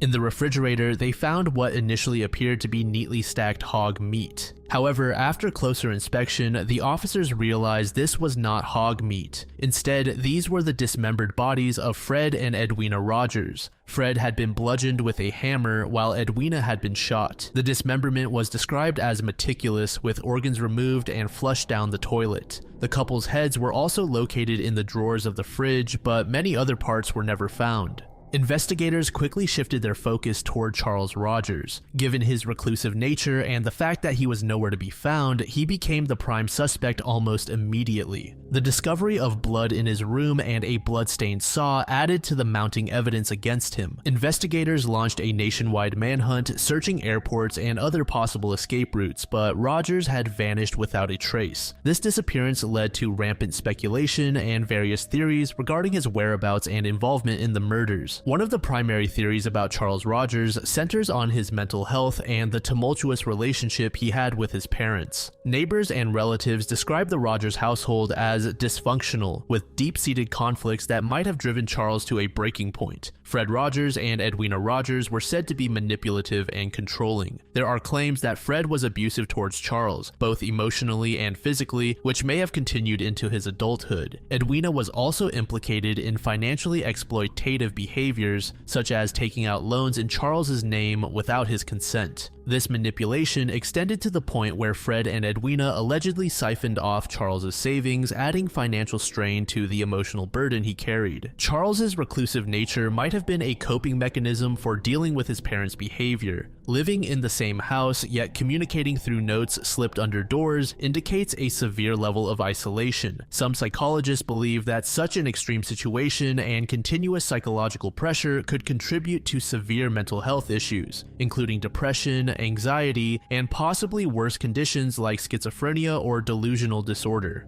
The theory suggests that the cumulative stress from a long-term toxic relationship with his parents could have led Charles to a mental breakdown. This breakdown, combined with any underlying mental health issues, might have driven him to take his parents' lives in an act of desperation and release from years of suffering. Due to the circumstances of the crime, it is believed that Charles may have been having this idea in his head for quite some time. Despite exhaustive searches and investigations, Charles Rogers was never found, leading to widespread speculation that he successfully escaped and started a new life under a different identity. Forensic accountants Hugh and Martha Gardenier proposed that Rogers fled to Mexico and later to Honduras, where he found work in the mining industry. The Gardeniers suggest that Rogers' expertise in geology and seismology, along with his connections in the oil and mining industries, enabled him to secure employment in remote locations. This would have provided him with the means to stay hidden and live off the grid. According to their research, Rogers was eventually killed in Honduras over a wage dispute with miners. His military training and survival skills would have made it plausible for him to evade capture and navigate a new life in unfamiliar territories. Additionally, the clean escape and the lack of a trail suggest a high level of planning, a trait consistent with Rogers' background and alleged intelligence connections. In 1975, 10 years after the murders, a Houston judge declared Charles Rogers legally dead.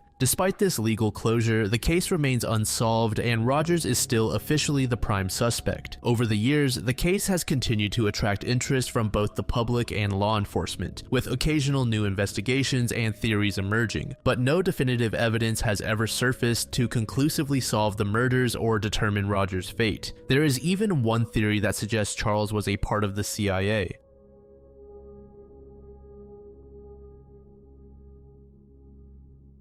Ciudad Juarez is infamous for its high rates of violence against women, particularly femicides. The city's industrial boom attracted a large influx of female workers from poorer regions. These women, who often worked in grueling conditions with long hours and low pay, became frequent targets of violence. Many were raped, abducted, and murdered while commuting to and from their jobs, especially during early morning or late night shifts. At its peak, about 80% of the assembly line workers were women, but this number has since declined. In response to this violence, Diana, the hunter of bus drivers, emerged in August 2013 as a vigilante. This individual, described by witnesses as a middle-aged woman with a dark complexion and blonde hair, targeted bus drivers who were believed to be responsible for the assaults against female passengers. On consecutive days, she boarded buses and shot 2 drivers on a route heavily used by female factory workers. After the murders of 2 bus drivers in Ciudad Juarez, local news outlets received an email from an individual claiming to be Diana. In this email, Diana described herself as a former victim of violence committed by bus drivers. She explained that her actions were acts of revenge, not just for her own suffering, but on behalf of many women who had endured similar violence. The email criticized the authorities for their persistent inaction and failure to protect women from such events. The murders instilled fear among bus drivers, leading many to avoid work in the following days. The police response involved launching an investigation, which included placing undercover officers on buses and revisiting recent assault cases involving bus drivers. Despite these efforts, Diana was never apprehended and her true identity remains unknown.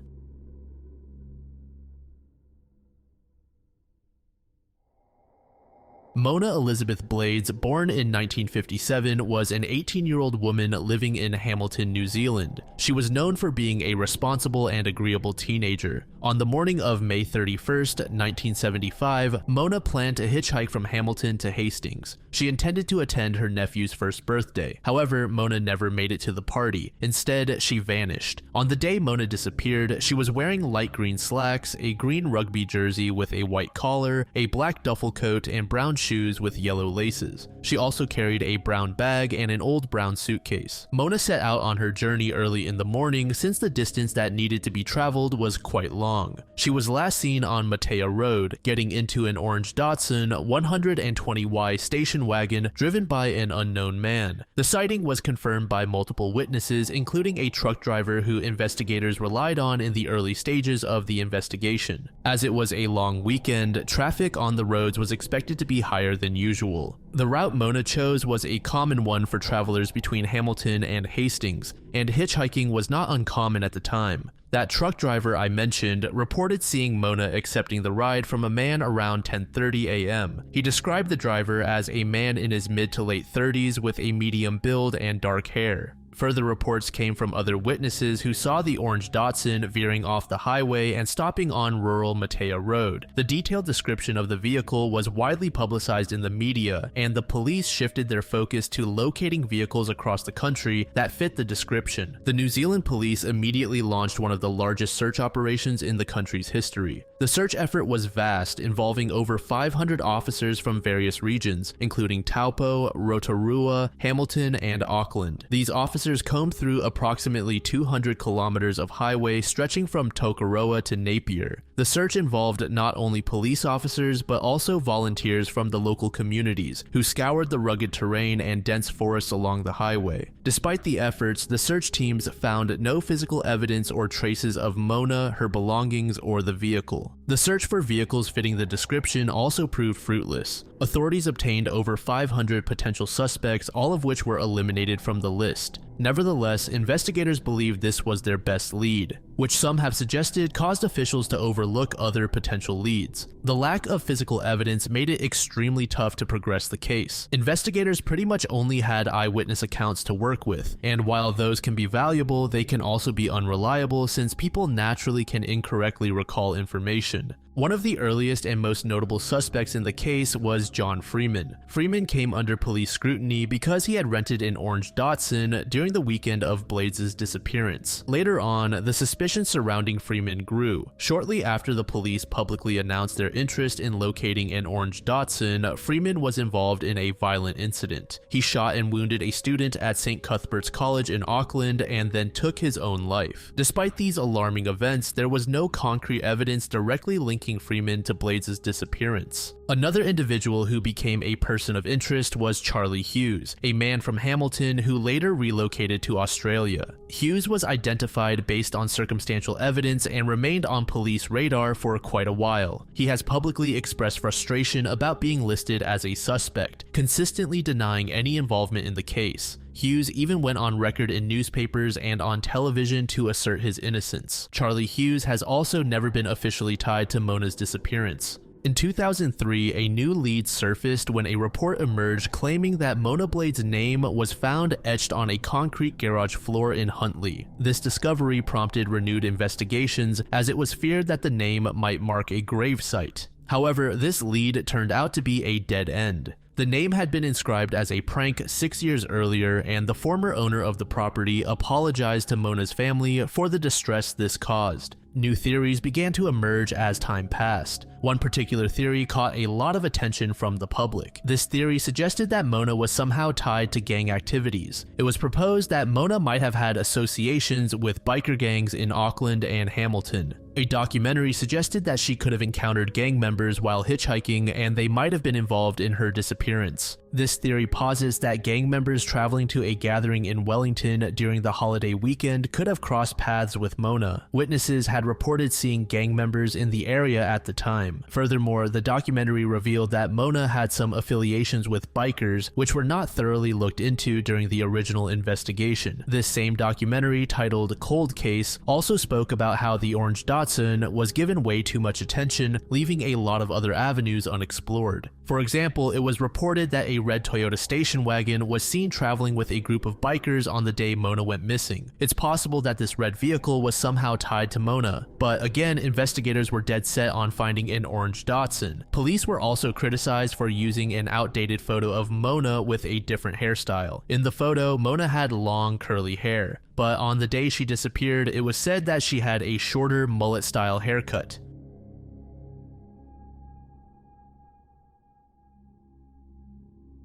Mount Yamantau, towering at approximately 1,640 meters or 5,380 feet, is the highest peak in the southern Ural Mountains. Located in Bashkortostan, Russia, this mountain has gained international attention due to the alleged underground bunker complex constructed beneath it. This potential facility has spurred numerous theories and speculations over the years. Mount Yamantau also holds significant value to Russia's government. The Ural Mountains have historically served as a natural barrier and a line of defense, dividing the European and Asian parts of Russia. This region, particularly Bashkortostan, has been pivotal in Russia's military planning. The area is also said to be frequently used for secret government projects, but again, what people are most intrigued about is a supposed bunker under Mount Yamantau. This facility is believed to be one of the largest and most sophisticated of its kind, potentially spanning over 100 kilometers in length and reaching depths of 600 meters. The complex is thought to be equipped with a variety of advanced systems designed to ensure survival and remain operational in case of a nuclear war. Its command and control centers are said to be nuclear-proof. The depth and design of the complex are said to withstand direct nuclear strikes, ensuring that it can remain intact during a crisis. To support long-term habitation, the complex is rumored to include fully equipped hospitals, which, for obvious reasons, would be essential. They are likely to be equipped with advanced medical technology and supplies, ensuring complex healthcare for those who reside in it.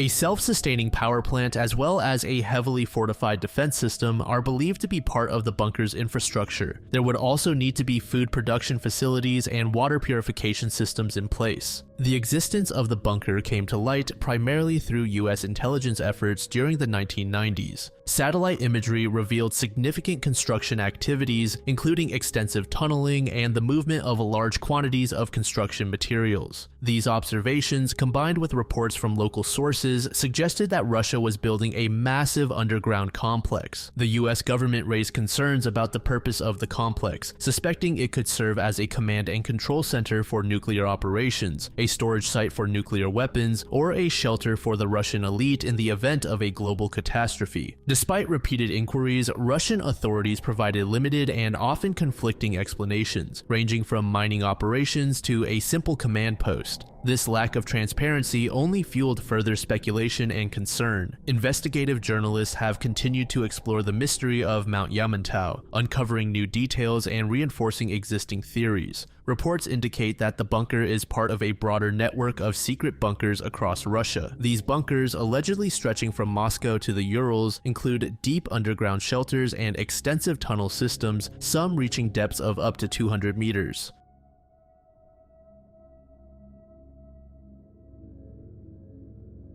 Giant scuttles refer to large, elusive squid-like creatures in the ocean, and with most of these cryptid entries, I'm a bit skeptical, but when the creature is said to have been seen in the water, it's a different story. Giant scuttles are often compared to the Kraken, and some even say that giant scuttles are what sparked the Kraken legend in the first place. Giant scuttles are rumored to be roaming near the Bahamas and other Caribbean islands. A pearl diver once said that a giant octopus ran up to his boat, but after failing to get a good grip on it, it fled. Legends say that the giant scuttle is only a threat if it can wrap one of its tentacles around the boat, while simultaneously getting another one inside the vessel.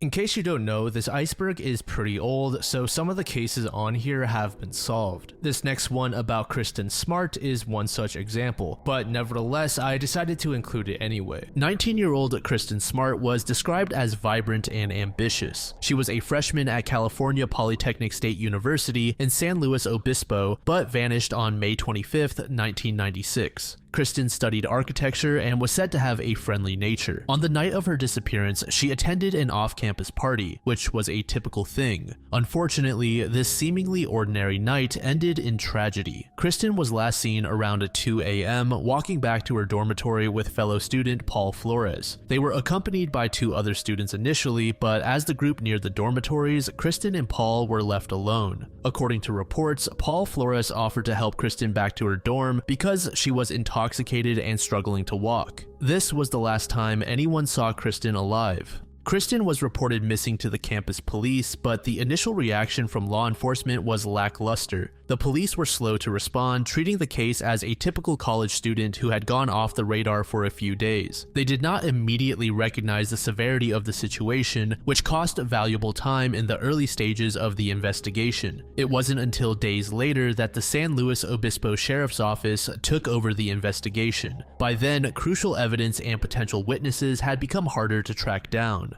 Law enforcement, volunteers, and Kristen's family conducted searches around the campus and surrounding areas. Cadaver dogs were brought in, and even ground-penetrating radars were used on the off chance that Kristen had actually died, but these efforts yielded no physical evidence. Paul Flores, the last person seen with Kristen, quickly became a prime suspect. His behavior following Kristen's disappearance raised immediate suspicions. Paul had a black eye when he was first interviewed by the police. Initially, he claimed he got the injury from playing basketball with friends, but this story was quickly disputed by those friends. He then changed his story, saying he had bumped his head while working on his car, further increasing the investigators' suspicions. Paul's inconsistent statements and suspicious behavior were not the only factors that made him a person of interest. In the days following Kristen's disappearance, several witnesses came forward with information that pointed toward him. Some reported seeing Paul acting strangely, while others mentioned hearing disturbing comments he made about Kristen. Despite these red flags, there was no direct evidence linking him to Kristen's disappearance at the time, making it difficult for authorities to press charges. The investigation into Kristen Smart's disappearance contained numerous procedural missteps that fueled public criticism. Additionally, the initial searches of Paul's dorm room and vehicle were not conducted thoroughly. By the time more rigorous searches were performed, any potential evidence that could have been found was likely compromised. Kristen's family was vocal about their dissatisfaction with how the case was handled. They pushed for more aggressive investigative tactics and greater public awareness. This pressure eventually led to more intensive search efforts and a renewed focus on Paul as a suspect. But again, Paul was eliminated from the list of suspects due to insufficient evidence. After years of fruitless searches and no substantial leads, the decision was made to declare Kristen legally dead in 2002. And despite officials removing Paul as a suspect, Kristen's family still believed he played a role in her disappearance. The declaration of death allowed Kristen's family to pursue a wrongful death lawsuit against Paul. Although the lawsuit did not immediately lead to new evidence or breakthroughs in the criminal investigation, it kept the case in the public eye and maintained pressure on law enforcement to continue their efforts.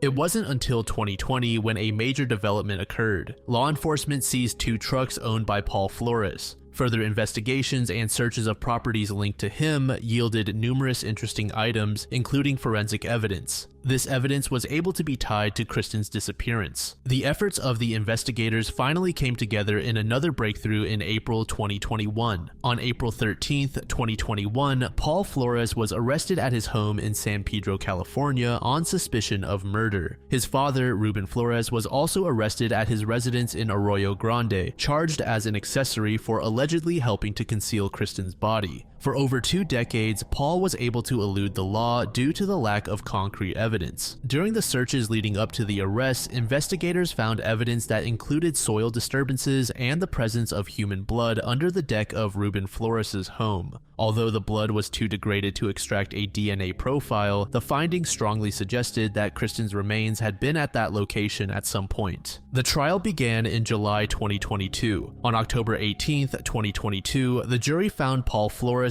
guilty of first-degree murder. The jury concluded that Paul had killed Kristen during an attempted in his dorm room. The same day, a separate jury acquitted Ruben Flores of accessory charges, determining that there was not enough evidence to convict him of helping to conceal Kristen's body. In March 2023, Paul was sentenced to 25 years to life in prison. Then in August of the same year, Paul was involved in a fight in prison where he was seriously injured.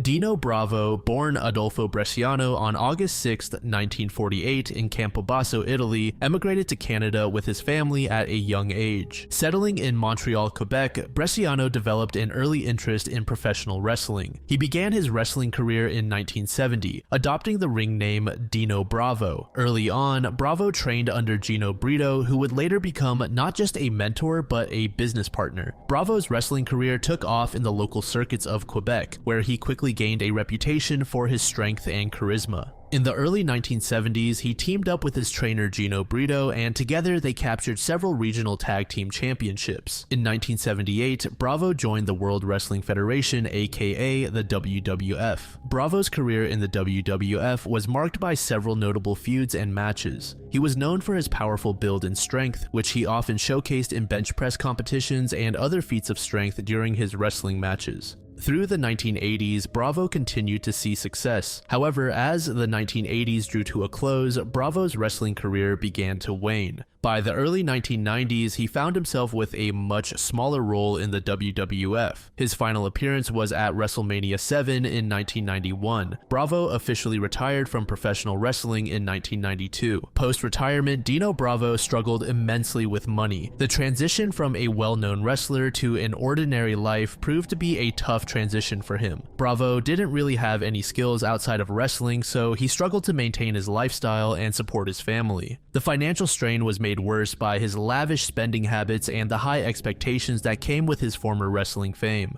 Bravo's marriage to Diane Revest, the niece of Montreal crime boss Vincenzo Catroni, brought him into close contact with organized crime. The Catroni family was deeply involved in various illegal activities, including loan sharking, substance trafficking, and the illicit cigarette trade. With no other options, Bravo went to the Catronis for a job. By the early 1990s, Bravo became involved in the illegal cigarette smuggling business. This involved transporting cigarettes from areas with low taxation to those with higher taxes taxes, circumventing government regulations, and creating significant profits. Many of the routes involved partnering with Native American tribes, and wrestling was beloved amongst many of the natives, which made Bravo a popular figure with them. These Native American groups really trusted Bravo, which gave him an opportunity to establish a monopoly in this industry. But as you would expect, other gangs who saw Bravo's increasing influence were not happy. On March 10th, 1993, Dino Bravo was found dead in his home in Laval, Quebec. Bravo had been shot 11 times, with 7 of those wounds in his head. His wife Diane and their daughter were out at a ballet lesson when the event occurred. Upon returning home, Diane discovered Bravo's body slumped in a chair with the television still on. The investigation of the crime scene revealed no signs of forced entry, leading investigators to conclude that Bravo likely knew his assailants and had willingly let them into his home. This detail pointed towards a premeditated act, possibly involving individuals Bravo trusted or had business dealings with. The lack of forced entry also implied that the killers might have been watching the hockey game with Bravo before the murder. Furthermore, the remote control was found loosely in his hand, which suggested that he did not expect an attack. Officials also believed that this was a professional hit. The manner in which Bravo was killed was methodical, and the excessive number of bullets used suggested a message was being sent, possibly as a warning to others involved in similar activities. One of the primary theories surrounding Dino Bravo's murder is linked to his involvement in the illegal cigarette smuggling business. Again, because of Bravo's relationship with the Native Americans, he became quite powerful. However, this power came at a price. It is believed that Bravo had a dispute with a major dealer, which may have escalated into violence. According to reports, Bravo had a $400,000 shipment of coke that was seized by the police, causing friction between him and his criminal partners. This failed deal is thought to have played a crucial role in his death. Another theory points to internal conflicts within Montreal's organized crime families. Dino Bravo was connected to the Catroni family through his marriage, but by the early 1990s, the Rizzuto family had become the dominant force in Montreal's underworld. The power struggle between these two factions could have implicated Bravo. The Catroni family's decline and the Rizzuto family's rise might have made Bravo a target. The nature of the crime made it difficult for authorities to pin down the culprits. Moreover, the code of silence within organized crime circles meant that witnesses were either unwilling to come forward or simply didn't have information. Despite various theories and ongoing speculation, the exact motive and identity of Bravo's killers remain unknown. The case went cold due to the lack of physical evidence and the difficulty in penetrating the organized crime networks involved. There were rumors going around sometime in the 1990s about fake social workers abducting children. It is unclear how this story came to be, but it seems that similar events have occurred all around the world. One such event occurred in late February of 2018. In Queanbeyan in Australia, a mother of 2 reported a random encounter with a man and a woman. After contacting the police, they made the following statement to the public. The man and woman claimed to be FACS caseworkers and produced what appeared to be an identity card. They stated they were there to check on the welfare of the children. The mother stated the children were asleep and told the pair she could call them to return when they woke. However, the pair stated that they would wait. A short time later, the mother presented the children to the pair in the lounge room. After checking the children and their bedroom, the pair left the home. The woman became suspicious of the visit and contacted Queanbeyan FACS, who confirmed they had no record of the visit from any of their caseworkers, and the matter was reported to police. The man was white, somewhere in his 30s, slim, 6 feet tall, dark hair, and had a large nose. As for the woman, she was also white, in her 20s, 5 feet tall, medium build with curly hair. Both of them were wearing formal clothing. Ever since this encounter, there has not been another like it in that specific area. We can take a look at an incident from 1990 where a woman named Elizabeth Coupland was in a similar situation. Many like to point to this as the beginning of these fake social worker reports. 2 individuals approached Coupland's residence in Sheffield, England. Filled with concern for her children's safety, Elizabeth let the 2 visitors into her home. They proceeded to inspect her kids, one of which was 2 years old and the other an infant of less than 6 months. Following their examination, the 2 visitors departed, leaving Elizabeth with lingering concern. But then just a few days later, one of the women reappeared, accompanied by a male partner. And they had some distressing news. They said that the children had to be removed from Elizabeth's home and placed into foster care. And immediately, this sent waves of fear, confusion, and anger through Elizabeth. She was skeptical, to say the least. She threatened to involve the police, which caused the pair to flee the area. Curiously, the NSPCC denied any knowledge of these visits, asserting that none of their representatives had visited Elizabeth on that specified day. This infuriated Elizabeth even more. A group of people had just attempted to walk off with their kids by impersonating people of authority. Police treated the incident with gravity, conducting a thorough investigation that failed to uncover any evidence of misconduct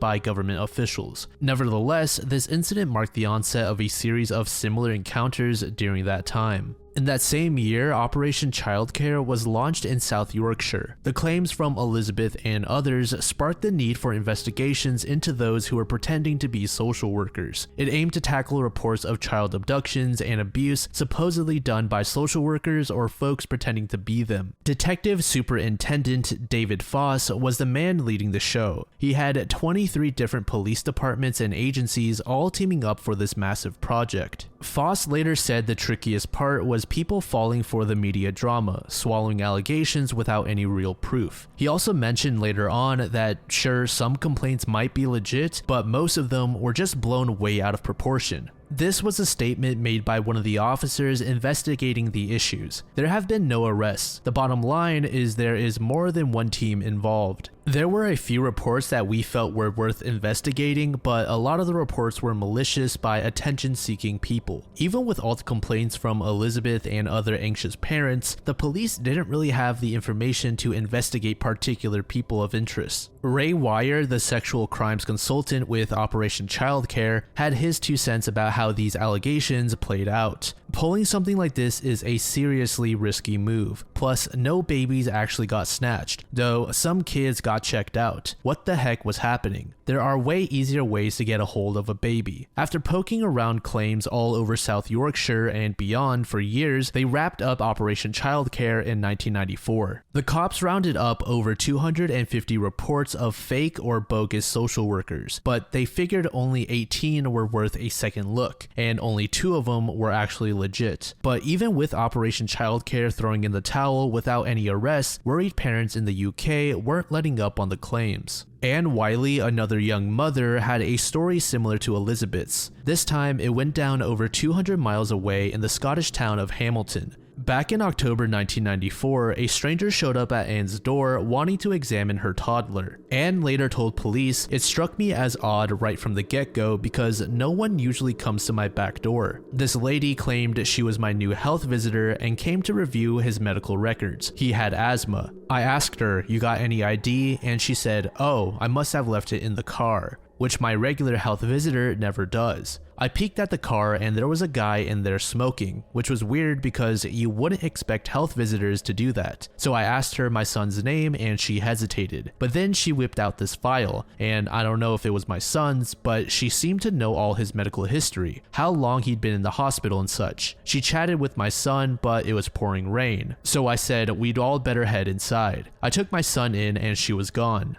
Anne described this woman as being in her 20s, around 5'4", with a slim build, light brown hair, and a small mark under her right eye. Another encounter involved 35-year-old mother Lenise Stewart from Edinburgh in April 1995. According to Stewart, a woman tried to snatch her 4-month-old baby. The intruder was a fake health visitor there to check on her baby. Lenise said the smartly dressed lady grabbed hold of her infant daughter and tried to make a run for it. Stewart had to put up a fight, claiming she threw a punch to get her baby back. The whole incident got reported to the cops and was initially tied to other attempted abductions in the area. However, the police later backed off this claim, saying there were sightings of a sketchy woman around but no actual kidnapping attempts. Neighbors stayed on high alert in the days and weeks that followed, but stayed skeptical about Stewart's story. Just a few days later, a spokesperson from Lothian and Borders Police said the following: "We're not on the lookout for anyone related to the incident. Case closed." There were some people who accused Stewart of making up this story as a way to grab attention, but Stewart obviously wasn't having it. She had to put up a public fight against these rumors. She said, "As far as I'm concerned, I'm sticking by my story. No hoax. It all went down just like I said. I'm not going to be hit with wasting police time. I've heard whispers about it. The investigation's done, and if you want more info, go ask the police." There was a moment when the cops seemed to be toying with the idea of slapping charges on Stewart for filing a false police report, but that eventually just fizzled out. Same goes for any of her own stories about a weirdo trying to snatch her kid. Many people think that the whole thing never actually happened, but that didn't stop it from being another headline-grabbing incident in the UK. There are dozens of additional incidents that are similar to the ones we just went over, but none have resulted in an arrest that has tied to any sort of underground organization or anything like that.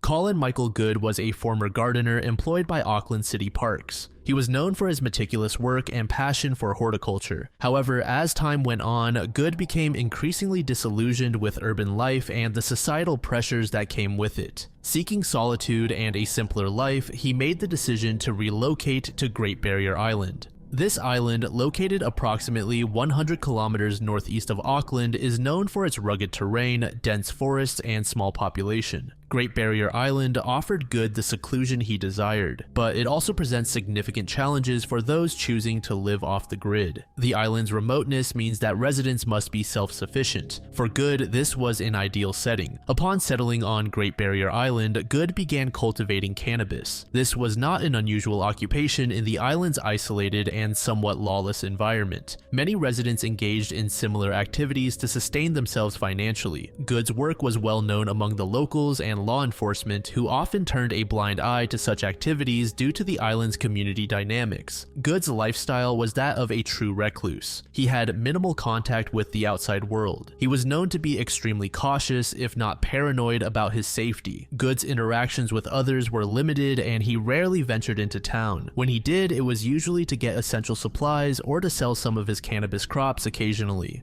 On June 30th, 1999, a gruesome discovery was made on the island. Colin Michael Good's decaying body was found in his home by a resident who had grown concerned after not seeing Good for several months. Good's body was found lying on a double bed in his bedroom. The state of decomposition indicated that he had been dead for some time, possibly since his last sighting in April of that year. Beside him were the remains of his dog. Most disturbingly, Good's right hand was missing and has never been found. The initial examination of the scene just raised more questions. 2 rifles were found in the bedroom, but it was quickly determined that Good had not died from gunshot wounds. An extensive post-mortem examination failed to establish any cause of death, leaving investigators at a loss. There were no obvious signs of a struggle or foul play, yet the missing hand suggested that something sinister might have occurred. Something that made this event even more interesting was an incident from 1991 when Good reported being assaulted in his home by members of the Mongrel Mob, a notorious gang. The assailants demanded 13 kilograms of cannabis and robbed him of over $1,000 as well as a kilogram of cannabis. This violent encounter highlighted the potential for enemies with motives to harm Good. The Mongrel Mob was infamous for its violent activities and involvement in the illegal substance trade. It's presumed that they targeted Good because of his known involvement in their industry. Living in isolation, without immediate neighbors or friends, Good was an easy target. This encounter had a profound impact on Good. Already a recluse by nature, the assault exacerbated his distrust of others and reinforced his desire for solitude. He became even more withdrawn. This self-imposed isolation made it difficult for anyone to keep tabs on his well-being. The initial investigation into Good's death did not yield any concrete answers. The person who reported Good's prolonged absence to the police was questioned but quickly ruled out as a suspect. This individual later died in 2002 after consuming an excessive amount of illegal substances. Several theories have been proposed over the years to explain the mysterious circumstances of Good's death.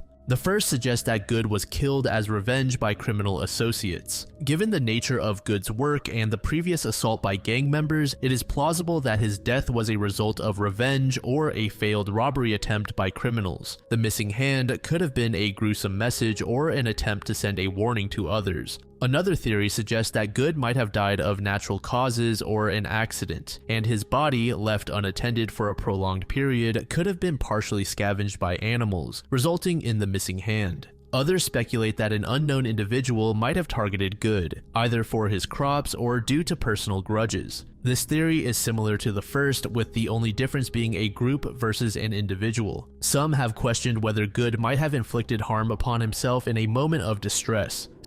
It is a bit of a less accepted theory, but nevertheless it is a possibility.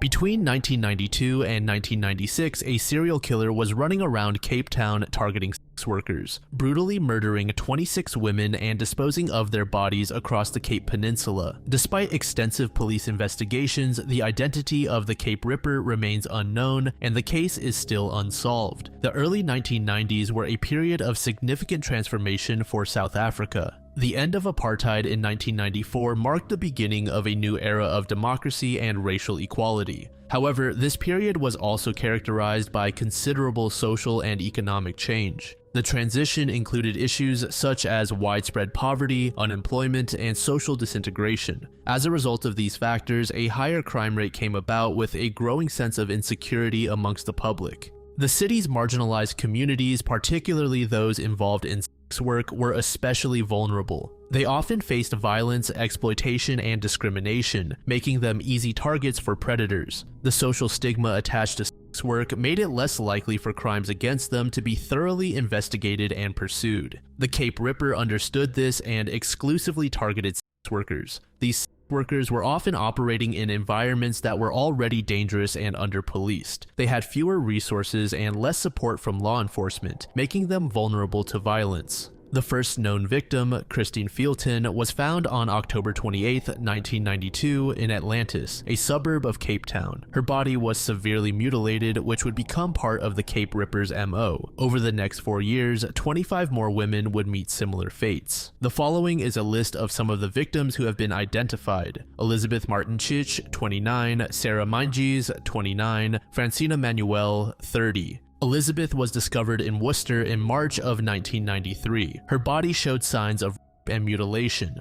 The next day, Sarah's remains were found with similar damage to the body. About 2 weeks later, Francina's remains were found. She too had sustained the same damage. The transient nature of the victims made it difficult to gather reliable information about their last movements or potential suspects, and due to the high crime rate, it was difficult to separate this string of murders from all of the other crimes occurring at the time. Several suspects were considered throughout the investigation, but none were definitively linked to the crimes. One notable suspect was an elderly, unemployed man living in a caravan near Voortrekker Road. He was brought in for questioning in April 1996 after a worker reported his disturbing fantasies involving violent acts against women. Despite his suspicious behavior and the circumstantial evidence against him, there was no concrete proof to hold him, and despite being let off, this man continued to poke the bear. This suspect later made threatening calls to the police, claiming he would kill more women once his vehicle was repaired. So the man was arrested once more and then released in 1997 since authorities still didn't have any evidence on him. This suspect then went on to accuse the police of misconduct. These accusations included claims that police had planted evidence to secure his conviction. Another lead involved the discovery of a blue and white pickup truck seen near the locations where some of the bodies were found. This vehicle was linked to the suspect living in the caravan, but despite extensive searches and surveillance, no definitive evidence was found to tie him to the murders conclusively. The suspect's erratic behavior and his admission of experiencing blackouts led many to believe that this was the killer, but without solid forensic evidence, the police could not secure a conviction. The police also collaborated with psychological profilers to develop a profile of the killer. The profile suggested a person with deep-seated anger towards women, possibly with a history of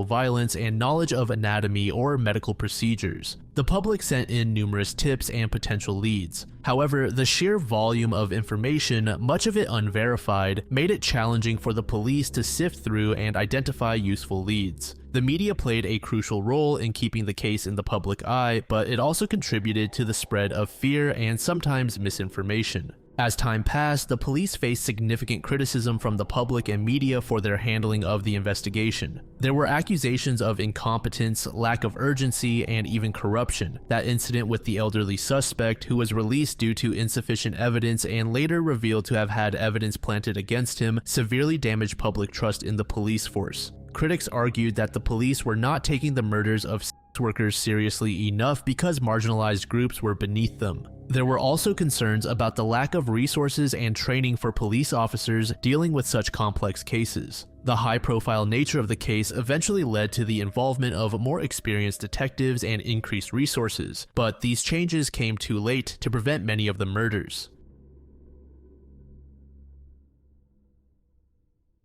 Maura Murray was born in Hanson, Massachusetts on May 4th, 1982. She was the youngest of 5 children born to Fred and Lori Murray. Growing up in a close-knit family, Maura was known for her intelligence, athleticism, and determination. The Murrays were a working-class family, and Maura's parents instilled a strong work ethic in their children. Despite facing financial struggles and marital issues that led to their eventual divorce, the Murrays remained a tight-knit unit. Maura was particularly close to her father, Fred, who was actively involved in her education and athletics. Maura attended Whitman-Hanson Regional High School. She was a star athlete, particularly in cross-country running, earning numerous accolades. Maura's discipline and dedication on the track were also mirrored in her academics. Her achievements in both fields got her recognition and scholarship offers, paving the way for her acceptance into the United States Military Academy at West Point. In 2000, Maura received an appointment to West Point, one of the most prestigious military academies in the United States. At West Point, she excelled in her studies and athletics, majoring in chemical engineering. However, the rigorous demands and discipline of military life proved challenging for Maura. After 3 semesters at West Point, Maura left the academy and transferred to the University of Massachusetts Amherst. The reasons for her departure from West Point were personal and multifaceted, including the stringent environment and personal difficulties she faced. At her new school, Maura pursued a nursing degree. She continued to work hard, balancing her studies with part-time jobs to support herself. In the months leading up to her disappearance, Maura Murray experienced several personal difficulties that added significant stress to her life. While seemingly isolated, these incidents together paint a picture of a young woman dealing with considerable pressures and challenges. One of the significant events was a legal issue involving credit card fraud. In November 2003, Maura was caught using a stolen credit card to order food. The card belonged to a fellow student, and Maura used it to make small purchases totaling less than $100. When the card owner noticed unauthorized charges, an investigation led back to Maura. This incident resulted in a disciplinary hearing at her university. Maura admitted to the charges and was put on probation. This legal trouble weighed heavily on her as it jeopardized her academic standing and her future career in nursing. Another significant incident occurred just days before her disappearance. On February 7, 2004, Maura borrowed her father's new Toyota Corolla to attend a party. Late that night, she had an accident while driving the car. The accident took place on Route 9 in Hadley, Massachusetts. Maura lost control of the vehicle and crashed into a guardrail, causing significant damage to the car. The police were called to the scene and a report was filed, but Maura was not cited for any wrongdoing. However, this incident was a major source of stress for her, as she felt she had let her father down. Fred Murray rented a car the following day and took Maura to multiple auto body shops to get repair estimates. He later stated that Maura seemed unusually upset and apologetic about the accident. Maura was also dealing with personal and emotional struggles. Her relationship with her boyfriend, Bill Rausch, who was stationed at Fort Sill in Oklahoma, was strained. They maintained a long-distance relationship, which was challenging. There were allegations of infidelity on both sides, adding further tension. Additionally, Maura's sister Kathleen was going through a drama-filled period, including issues related to substance abuse and a problematic relationship. Maura was deeply affected by her sister's troubles and often took on a caretaker role within her family. Friends and family noticed changes in Maura's behavior in the months leading up to her disappearance. She seemed more withdrawn and stressed, though she continued attending classes and fulfilling her responsibilities. Some friends mentioned that Maura occasionally spoke about wanting to escape and start fresh, though these comments were not taken seriously then. The combination of academic pressures, legal troubles, and personal issues seemed to be taking a toll on her well-being. On the morning of February 9, 2004, Maura Murray appeared appeared to be planning a trip.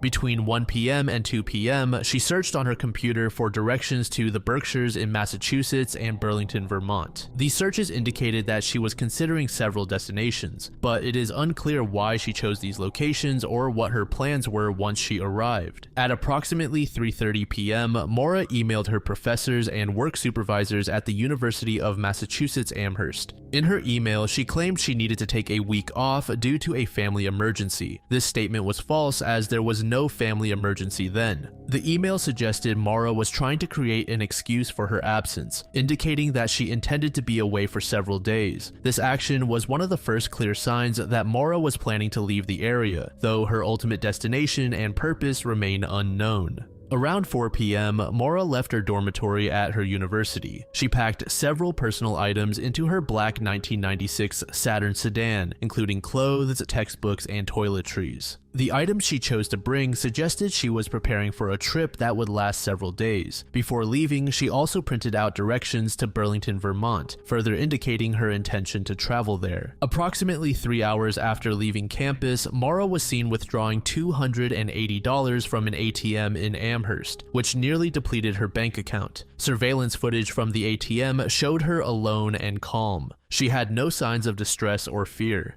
After withdrawing the money, Maura went to a nearby liquor store where she purchased a variety of alcoholic beverages, including Bailey's Irish Cream, Kahlua, vodka, and a box of Franzia wine. The receipt from the liquor store was timestamped around 7:30 p.m. These purchases indicated that Maura might have been planning to consume alcohol during her trip, though it is unclear whether she intended to drink alone or with others. After making her purchases, Maura left Amherst and headed north. She is believed to have driven alone, as no evidence suggests anyone else was with her during this time. Her exact route is unknown, but it is assumed that she drove on Route 112, a rural road that would eventually lead her to the area near Woodsville, New Hampshire. At approximately 7:27 p.m., Maura's car veered off the road on the route she was taking. The accident occurred in a remote wooded area with little traffic, especially at night. Maura's car struck a tree and came to rest in a snowbank, causing significant damage to the vehicle's front end. The crash site was about 140 miles from Amherst, suggesting Maura had been driving for several hours before the accident. The first person to notice the accident was Faith Westman,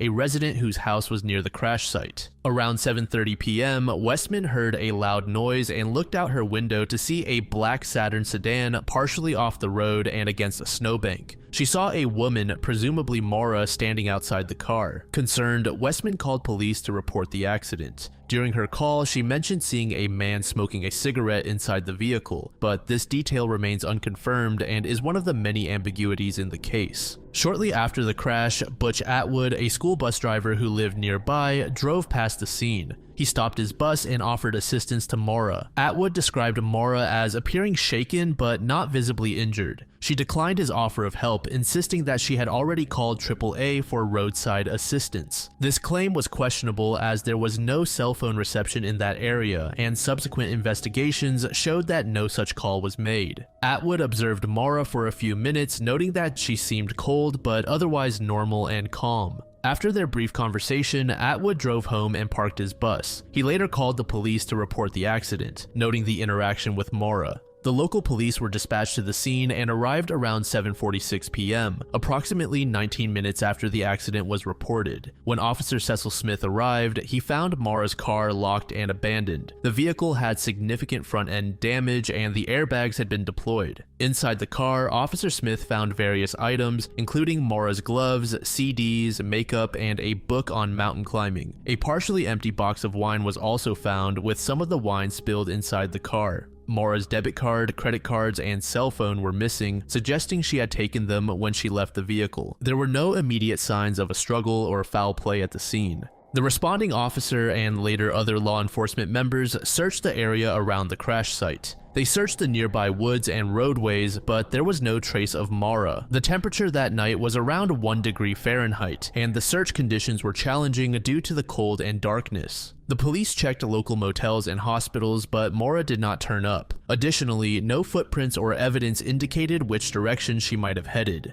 Maura's father, Fred Murray, was informed of the situation the following morning. He immediately drove from Connecticut to New Hampshire to assist in the search for his daughter. Fred was deeply involved in the investigation from the beginning, working tirelessly to gather information and keep the public's attention on Maura's case. He coordinated with local authorities, organized search parties, and frequently spoke to the media to raise awareness about his daughter's disappearance. The search efforts for Maura were extensive and involved numerous volunteers, including friends, family members, and concerned citizens. Professional search and rescue teams were also deployed using search dogs, helicopters, and ground teams to scour the area. The search dogs were able to pick up Maura's scent initially, but lost it abruptly about 100 yards east of where the car had been discovered. This led some to speculate that a passing vehicle may have picked her up. Despite the comprehensive search efforts, no definitive evidence of Maura's whereabouts was found. Flyers with Maura's photo and details were distributed, and information about her disappearance was posted on community boards and in local newspapers. The disappearance of Maura Murray quickly attracted significant media attention. The mysterious circumstances of her disappearance and the lack of concrete evidence made it a compelling story for news outlets. The case was covered extensively by local and national media, including newspapers, television news programs, and online news websites. The media coverage helped raise awareness about Maura's case and generated numerous tips and leads, though many proved to be dead ends. Over the years, Maura's disappearance has continued to garner media interest. Her case has been featured on various true crime television shows and podcasts. Additionally, several documentaries and books have been produced about Maura Murray's disappearance. The case of Maura Murray has given rise to numerous theories over the years. Some believe Maura meticulously planned her disappearance to start a new life. Supporters of this theory point to several actions Maura took that suggest premeditation. The first is the internet searches. On the day of her disappearance, Maura searched for directions to the Berkshires and Burlington, Vermont, which indicates she was considering specific destinations. These searches and her printed directions suggest she was planning to travel somewhere deliberately. There were also those emails. Maura emailed her professors and work supervisors claiming she had a family emergency and would be away for a week. This email provided an alibi for her absence, suggesting she anticipated being gone for an extended period. Some also suggest that the large alcohol purchase was meant to calm Maura's nerves during her trip, since leaving your family behind is a very big decision. There is also another variation of this theory that suggests Maura intended to return, but for unknown circumstances, she never did. As we already know, Maura's life was a mess prior to her disappearance. She may have intended on just taking a break from life out in the wilderness where no one would look for her and then go back home. Then there's the possibility of foul play. One of the most widely discussed theories is that Maura was abducted by a stranger after her car accident. This theory posits that someone driving along Route 112 saw Maura stranded and took advantage of the situation. The remote location, lack of evidence, and the search dogs losing Maura's scent can all be used to support this idea, but there is no concrete evidence to confirm it. Investigators have not identified any suspects or found any physical evidence to indicate that Maura was forcibly taken. Another theory suggests that someone from Maura's personal life was involved in her disappearance. This theory includes various speculations involving friends, family members, or acquaintances who might have had motives to harm her. Maura's relationship with her boyfriend, Bill Rausch, was reportedly not going well. Long-distance relationships can be challenging, and there were allegations of infidelity on both ends. Some speculate that a confrontation with Bill or another individual related to their relationship could have led to foul play. One of the simpler explanations is that Maura left her car and wandered into the surrounding woods, succumbing to the harsh elements. The night Maura disappeared, temperatures were frigid, dropping to around 1 degree Fahrenheit. If Maura had wandered into the woods without proper clothing or supplies, she could have quickly succumbed to hypothermia. Furthermore, the area around the crash site is remote, with dense woods and few buildings. If Maura became disoriented or injured, she might not have been able to find shelter or assistance, but to this day, no remains of her have been located. This theory goes a bit deeper, suggesting that Maura may have fallen into one of the several bodies of water in the area. The currents may have carried her away to a location that officials never thought to search.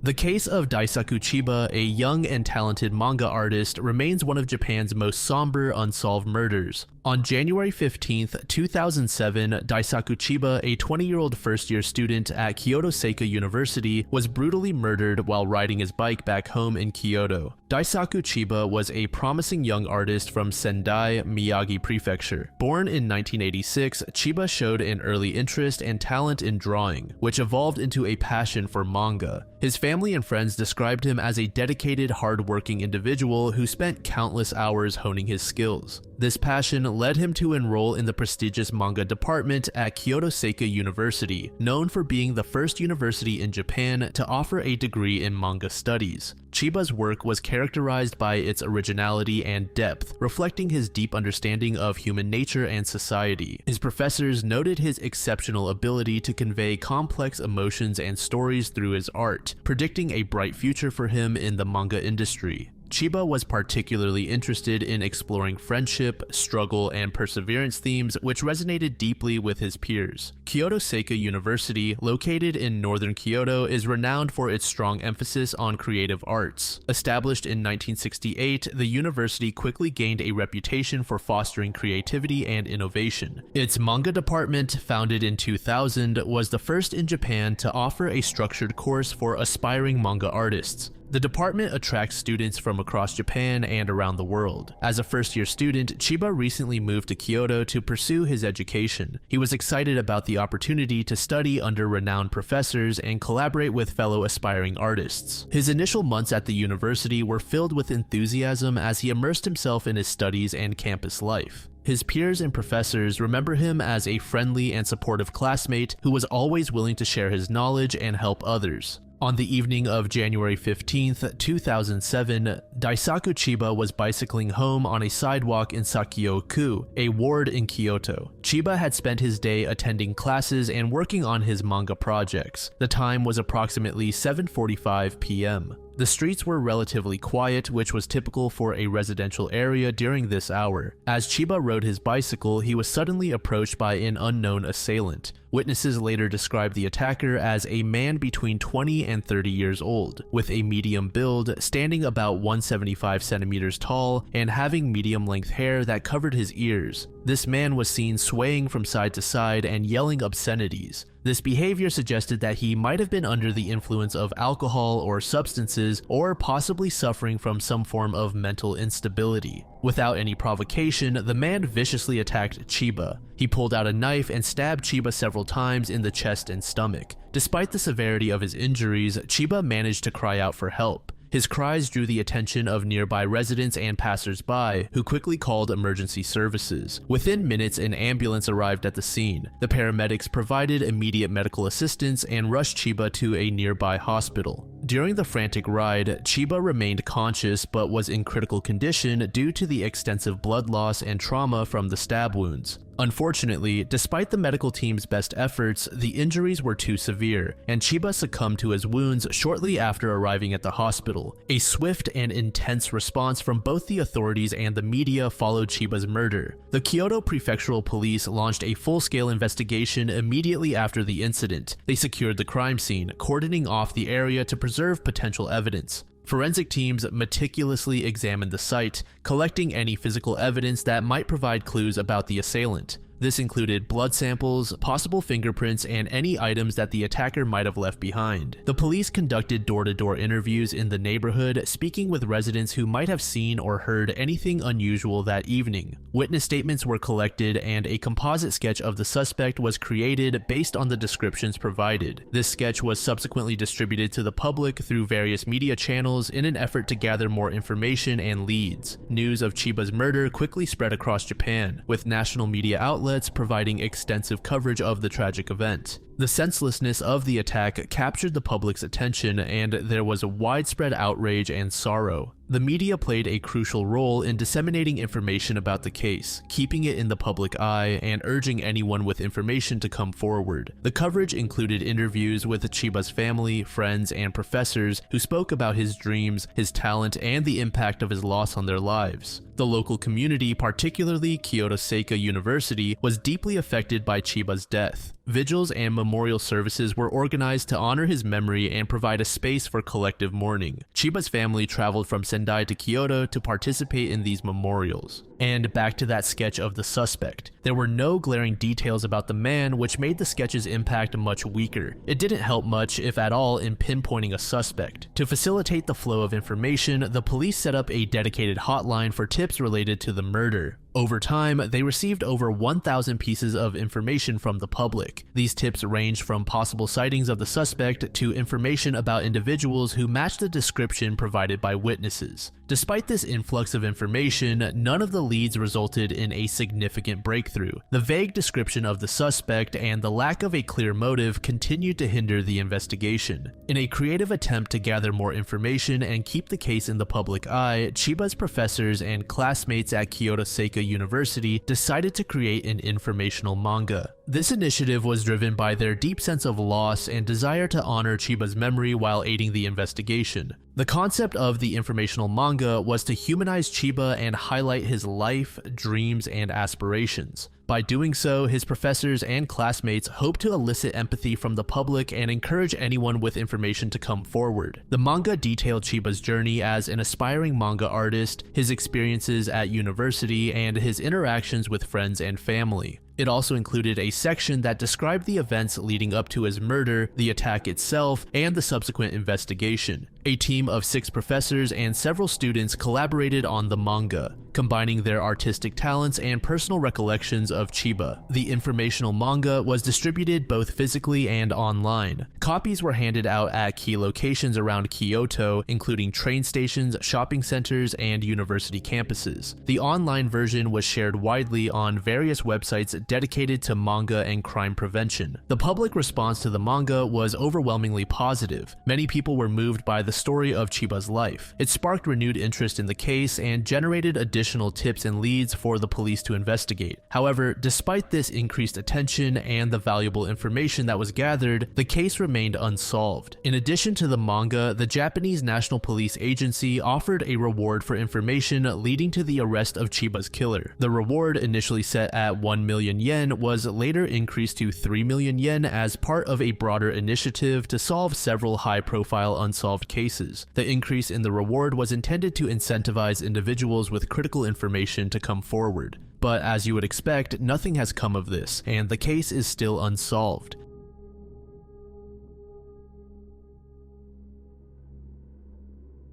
Chalice Alford was born in a mundane small town on August 31st, 1947, and led a relatively normal life. She grew up in a modest household and was known to her friends and family as an energetic and warm-hearted individual. In the mid-1960s, Chalice married her first husband, Donald Barnett. This marriage, however, was short-lived. Little information is available about her life during this period, but the marriage ended in divorce. While the details are sparse, it is clear that this failed relationship was a defining period in her life, setting the stage for her next, much more tumultuous relationship. In 1980, Chalice met John Paul Sr. John was known by the public as a successful race car driver whose private life was filled with crime. John was a prominent figure in the racing world during the late 1970s and early 1980s. He had achieved significant success in his racing career with notable victories. However, beneath this curtain of success, John was deeply involved in illegal activities, particularly illegal substance trafficking. Chalice's marriage to John drastically altered the course of her life. Marrying into a world of high-speed racing and illicit dealings, Chalice found herself in a dangerous and illegal lifestyle. Chalice went missing at the age of 33 during the summer of 1981. She was last seen in the Florida Keys in the company of her husband, John. The exact circumstances of her disappearance remain murky, but several key details have been established through investigations and witness accounts. Before her disappearance, Chalice was securing alimony from John following their separation. Their marriage had become strained, and Chalice was reportedly seeking financial independence from John. On the day she vanished, Chalice boarded a plane from Atlanta, Georgia to Florida to meet John to discuss their alimony arrangements. This meeting was her last known interaction before she disappeared without a trace. The events leading up to her disappearance begin with Chalice's departure from Atlanta. Witnesses in the area reportedly saw Chalice and John together, but these sightings are the last confirmed accounts of her whereabouts. The investigation into Chalice Paul's disappearance began almost immediately after she was reported missing. Given John's notorious reputation, he quickly became the prime suspect. However, despite extensive efforts by the authorities, the investigation yielded few concrete leads. The absence of physical evidence made it difficult to build a solid case against anyone, including John.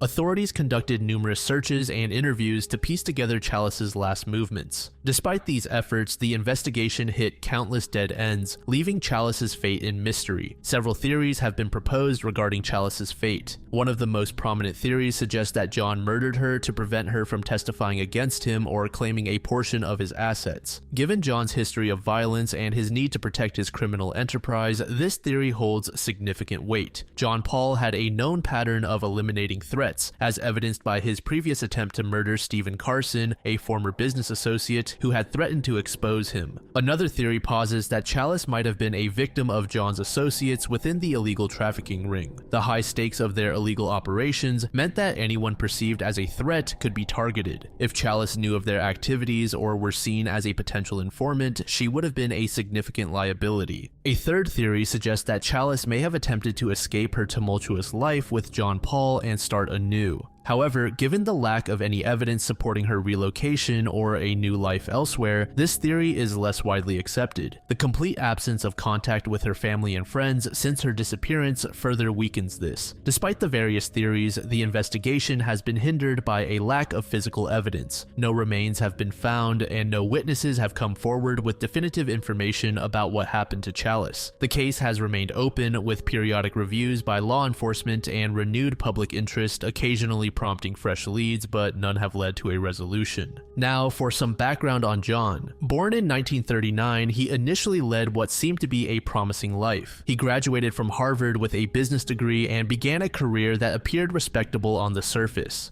However, by the mid-1970s, financial pressures and the lure of easy money led him into the criminal world. His transition into crime began as a means to fund his racing career. Despite his success on the track, the financial demands of maintaining a competitive edge in racing were overwhelming. To bridge this gap, John Paul turned to smuggling large quantities of illegal substances. His criminal activities were not limited to illegal substances. He was also involved in several violent incidents that showcased his ruthlessness. One of the most notorious cases involved an attempt on the life of Stephen Carson, a former business associate. In 1983, John shot Carson multiple times in a bid to eliminate him as a potential threat. Carson survived the attack, leading to John Paul's conviction for attempted first-degree murder and a subsequent 25-year prison sentence. His violent tendencies were further highlighted during an attempted escape from prison. On March 10, 1987, John and another inmate tried to break out of USP Leavenworth by spraying a mixture of hot sauce and pine sol in a guard's face before attempting to scale a 12-foot fence. The escape attempt was foiled when the guard recovered and fired shots, prompting the inmates to surrender. After serving his sentence and being paroled in 1999, John Paul wasted little time before resuming his criminal activities. He quickly became involved in another mysterious disappearance, this time involving Colleen Wood. Wood was an office manager from Ohio who moved to Florida and began a relationship with John. The two planned an ambitious sailing trip worldwide on Paul's boat, the Diamond Girl. However, Wood disappeared in December 2000, just as their journey was about to start. John was the last person known to have seen her, but despite extensive investigations, no charges were ever filed against him in connection with her disappearance. Wood's disappearance had eerie similarities to the case of Chalice Paul, increasing suspicions about John's involvement. Both women were last seen with him and both vanished under suspicious circumstances. Investigators and the public alike began to see a pattern, suggesting that John Paul might have been involved in multiple disappearances to protect his criminal enterprises and eliminate potential witnesses. The disappearance of Chalice Paul has had a profound impact on her family and friends. Her sister, Carla Delphine Alford Power, has been particularly vocal in seeking justice and answers. Carla has tirelessly advocated for renewed investigations and greater public awareness of her sister's case. John Paul Sr.'s son, John Paul Jr., also experienced significant repercussions due to his father's actions. Although he followed in his father's footsteps in the racing world, his career was overshadowed by the criminal notoriety of John Sr. The younger John's racing achievements were constantly marred by associations with his father's illegal activities and the mysterious disappearances linked to him.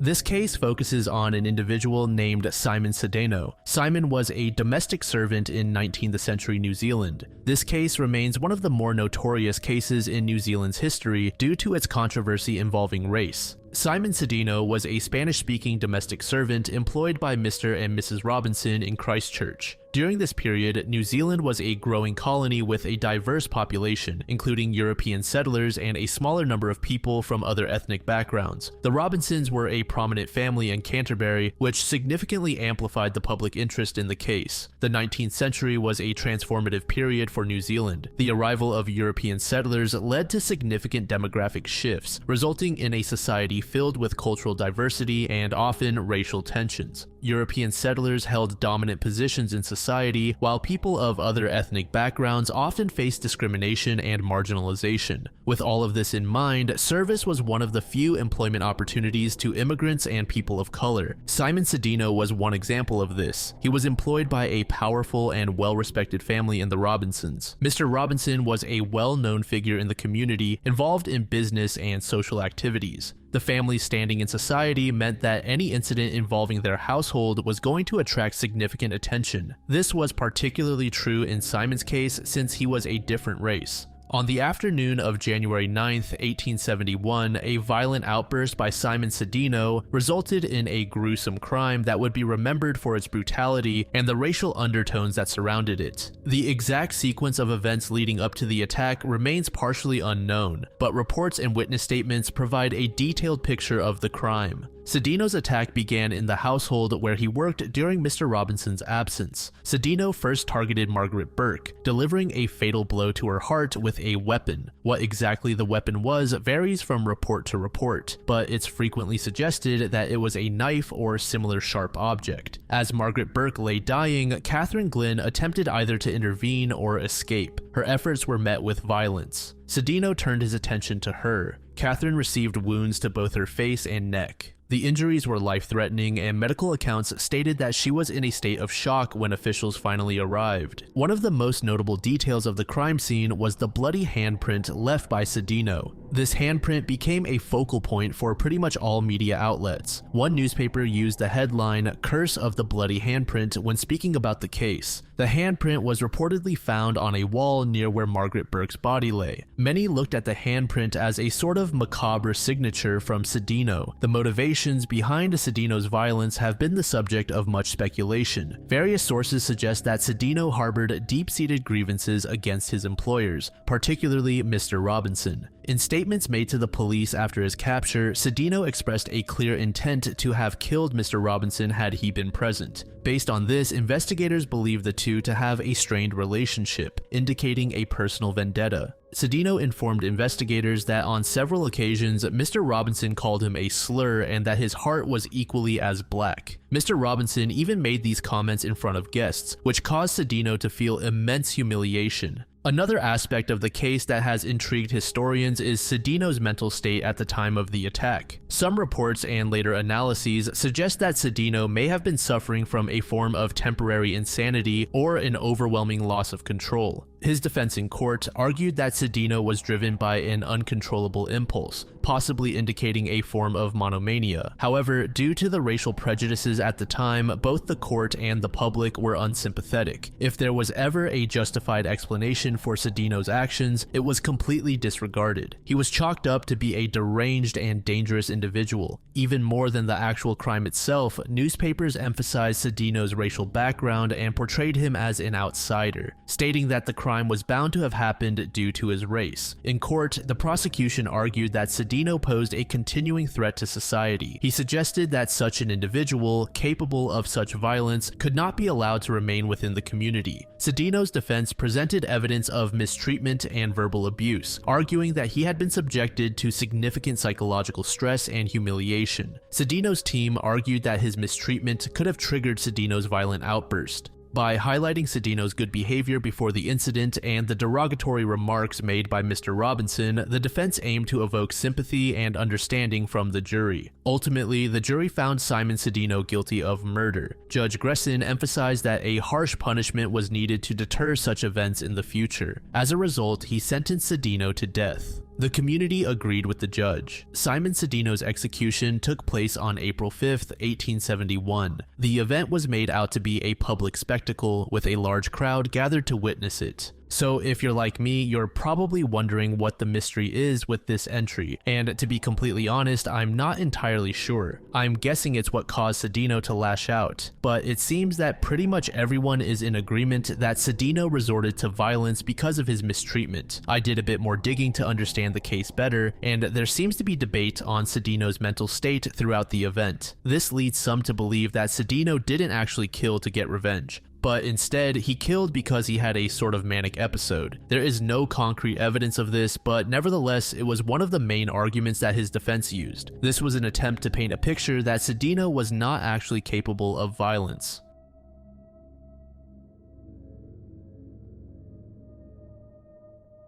On the night of September 7th, 2014, a mysterious explosion occurred near Managua's International Airport in Nicaragua. This event, which left a significant crater measuring 12 meters in diameter and 5 meters deep, sparked widespread speculation and concern. Despite extensive investigations, the true cause of the explosion remains a subject of debate. At midnight, Managua residents were startled by a loud explosion that shook the city. The explosion left a massive crater in a wooded area near the Augusto C. Sandino International Airport. Remarkably, despite its proximity to a densely populated area, the blast did not result in any injuries. The immediate aftermath saw a flurry of activity from local authorities, scientists, and the media as they worked to understand what had happened. The first theory proposed by Nicaraguan authorities was that a meteorite impact caused the explosion. This hypothesis was supported by the event's timing, which coincided with the passing of a small asteroid near Earth. Local officials, including Wilfred Strauch from the Nicaraguan Institute of Territorial Studies, expressed confidence that a fragment of asteroid 2014 RC caused the explosion. Strauch stated, "We are convinced it was a meteorite." Despite the initial confidence in the meteorite theory, several factors led to skepticism among scientists and experts. Notably, no meteorite fragments were found at the explosion site, which is typically expected in the aftermath of a meteorite impact. Additionally, there were no eyewitness reports or recorded sightings of a meteorite streaking across the sky, which would have been visible given the intensity required to create such a large crater. Detailed geological surveys and analyses of the crater were conducted. These studies included 3D imaging of the crater, ground-penetrating radar, and a magnetometer grid study. The results did not conclusively support the meteorite theory.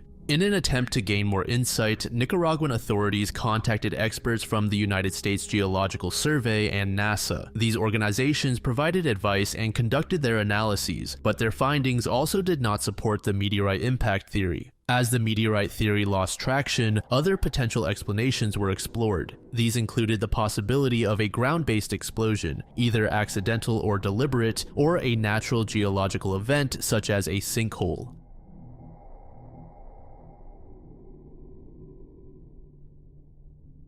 The wood booger, a Bigfoot-like creature reputed to roam the forests of the Appalachian Mountains, particularly in southwest Virginia, has long been a subject of local folklore. The wood booger legend traces its roots back to local folklore and Native American stories that have been passed down through generations. The name wood booger reportedly originates from the boogeyman due to the creature's rumored tendency to carry off children who wandered into the woods at night. Sightings of the wood booger have been reported for decades, primarily by locals in Southwest Virginia. One notable modern sighting, known as the Beast of Gum Hill, was captured on video and investigated by the TV show Finding Bigfoot. This sighting involved a man on an ATV encountering the creature near a river, which has significantly contributed to the creature's modern popularity. Locals often report sightings while hunting, hiking, or during outdoor activities. These encounters typically describe the beast as standing between 7 to 8 feet tall with a muscular build and covered in dark fur. Despite numerous accounts, concrete evidence remains elusive. The existence of the wood booger, like many cryptids, is subject to various interpretations. Cryptozoologists suggest that the wood booger could be a regional variant of Bigfoot, supported by the consistency of sightings across different regions and cultures. This theory posits that the creature might be an undiscovered primate species, part of a broader family of cryptids, including the Yeti and the Yowie.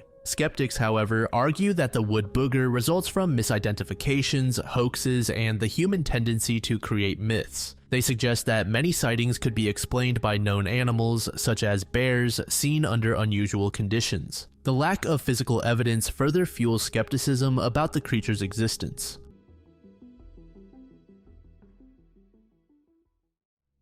The redhead murders refer to a series of unsolved homicides involving women with red or reddish hair, predominantly occurring in the United States during the early to mid-1980s. These murders spanned across multiple states and shared common patterns and victim profiles. The victims, often found along major highways, were primarily young women who lived transient lifestyles, making it challenging to quickly identify them and trace their last movements. Today, this case is sort of half solved. There is one man that everyone pretty much agrees is responsible for a few of the deaths. But on the other hand, there are many victims that are tied to these murders who are still unidentified. The redhead murders are believed to have started in the late 1970s and continued through the mid-1980s. The states included are Tennessee, Kentucky, Arkansas, Mississippi, and West Virginia. And since most of these murders occurred on or near highways, many believe that the culprit was a truck driver or someone who had to travel frequently. Many of the victims were hitchhikers, workers, or nomads. Often these women were not reported missing immediately, and the lack of identification documents made it difficult for authorities to identify them quickly. Their bodies were typically found in isolated rural areas near major highways, often wrapped in blankets or bound with duct tape. The deaths were usually caused by strangulation or suffocation. Although not all of the victims showed signs of sexual assault, it is believed that the primary motive was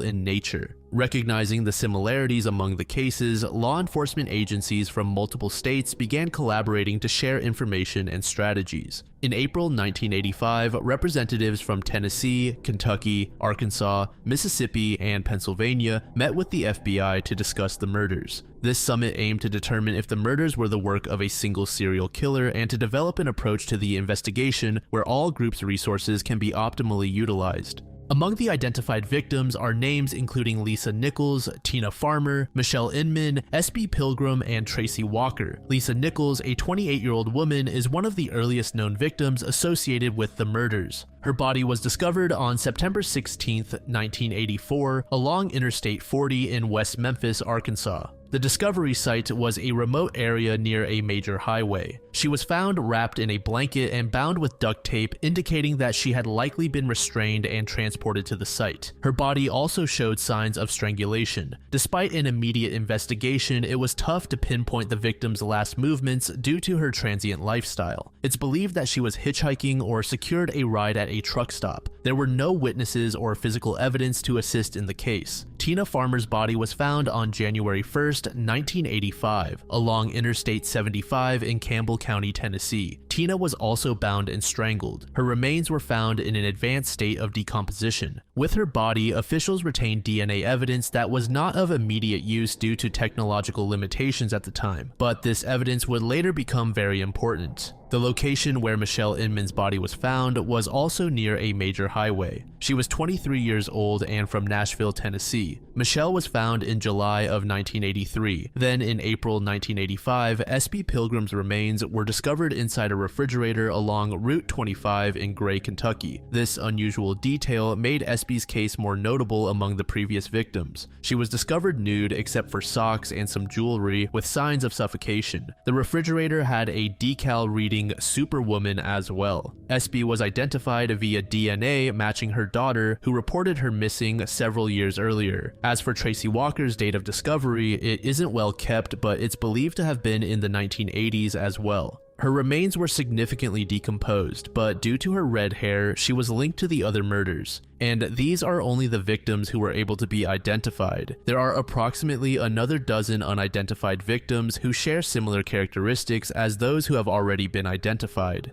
As for the DNA that was found on Tina's body, it later led to a man named Jerry Leon Johns. While he was directly tied to Tina and identified as her killer, it was still difficult to concretely link Johns to the other murders. Jerry Leon Johns was a truck driver with a history of violent crimes. He was born in the mid-1940s. His occupation as a long-haul truck driver placed him near the locations where many of the Redhead murders victims were found. In the mid-1980s, he was convicted for the attempted murder of Linda Shack. Linda's case shared a lot of striking similarities to the Redhead murders. Most of John's crimes were focused on women. His modus operandi typically involved luring victims under false pretenses, restraining them, and then attempting to kill them. In March 1985, Linda, a dancer with red hair, reported to the police that Johns had tried to strangle her to death with her own torn shirt. Johns dumped her on the side of Interstate 40 in Knox County, Tennessee, believing she had died. She survived the attack and provided a detailed account to the authorities, leading to John's arrest. He was subsequently convicted of attempted murder based on Linda's testimony and the physical evidence. This crime was similar due to the use of strangulation, disposal of the body near a highway, and Linda's red hair. Behavioral analysts and criminal psychologists have attempted to construct a psychological profile of the culprit of the Redhead murders. The perpetrator is believed to have exhibited traits commonly associated with serial killers, including a desire for control and domination over the victims. The choice of victims with red hair and the method of strangulation suggest a specific fetish or compulsion. Johns' criminal history and behavior align with several aspects of this profile. His job as a truck driver provided him with the mobility and opportunity to commit murders across multiple states. The violent and methodical nature of his attack on Linda, coupled with the forensic link to Tina Farmer, supports the theory that Johns could be the man responsible for the Redhead murders. Today, the full extent of Jerry Johns' involvement in the series of killings is unknown.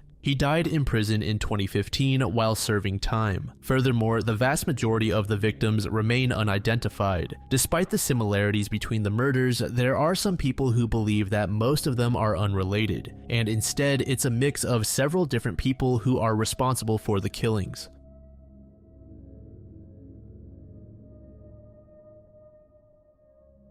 The Codex Gigas, commonly known as the Devil's Bible, is one of the most intriguing manuscripts from the medieval period. Its massive size, unique content, and the legends surrounding its creation have been a talking point among scholars and the public for centuries. Aside from its contents, its sheer size is already extraordinary. Measuring approximately 36 inches tall, 20 inches wide, and 8.7 inches thick, it weighs around 165 pounds. The manuscript consists of 310 vellum leaves made from the skins of about 160 donkeys or calves. These details alone set it apart from other medieval manuscripts. This codex is regarded as more than just a large book. It is a comprehensive compilation of various texts. It contains the full Latin Vulgate Bible, making it a significant religious document. However, it also includes several other important texts. These range from the Chronicle of Bohemia, medical knowledge, spells, texts of exorcisms, other supernatural documents, and works such as the Antiquities of the Jews.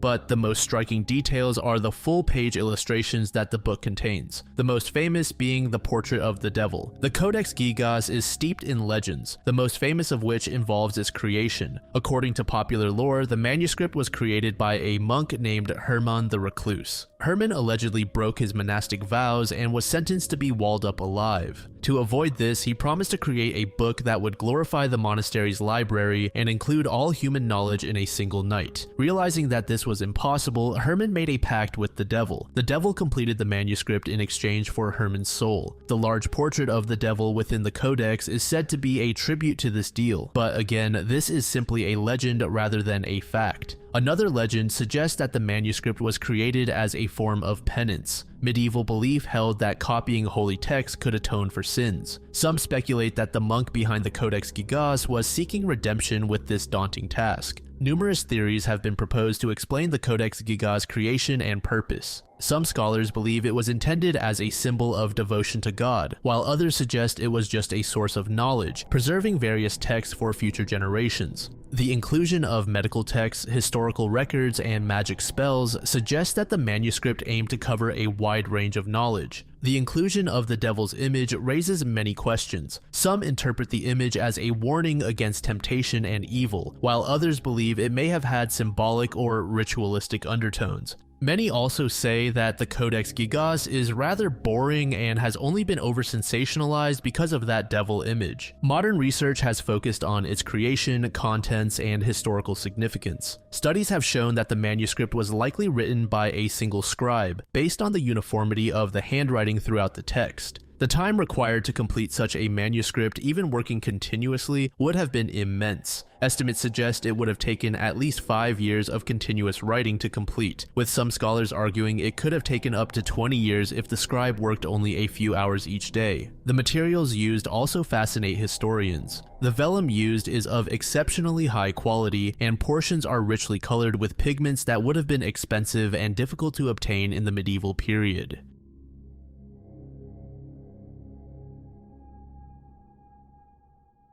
The Count of Saint-Germain has fueled an immense amount of debate for centuries. He is renowned for his talents, mysterious origins, and legends suggesting he may have discovered the secret to immortality. Born into obscurity, the Count first appeared in European society in the early 18th century, where his prodigious talents and persona quickly gained him a mysterious reputation. He claimed to possess ancient wisdom, including the ability to transform base metals into gold and create elixirs that could prolong life. Much about the Count of Saint-Germain remains uncertain despite his historical footprint. Various accounts of his life contradict each other, and the scarcity of concrete evidence has only fueled the theories about his true identity and purpose. One widely accepted theory on his background suggests that the Count was born in the late 17th century, possibly around 1691 or 1710. Some suggest he was born in Transylvania, while others claim he was from Portugal or Hungary. One prevalent theory suggests that the Count was the son of Prince Ferenc Rákóczi II of Transylvania, an exiled Hungarian noble. This theory is supported by the claim that the Count was highly educated and possessed the refined manners of European aristocracy. Ferenc Rákóczi II was a prominent figure in Hungarian history, leading an uprising against the Habsburgs and subsequently living in exile. It is proposed that the Count's real name might have been Leopold George, the youngest son of Rákóczi, who was raised in secrecy to protect him from political enemies. Another theory proposed by some historians is that the Count was the son of a Portuguese Jew named Aimar de Betmeran.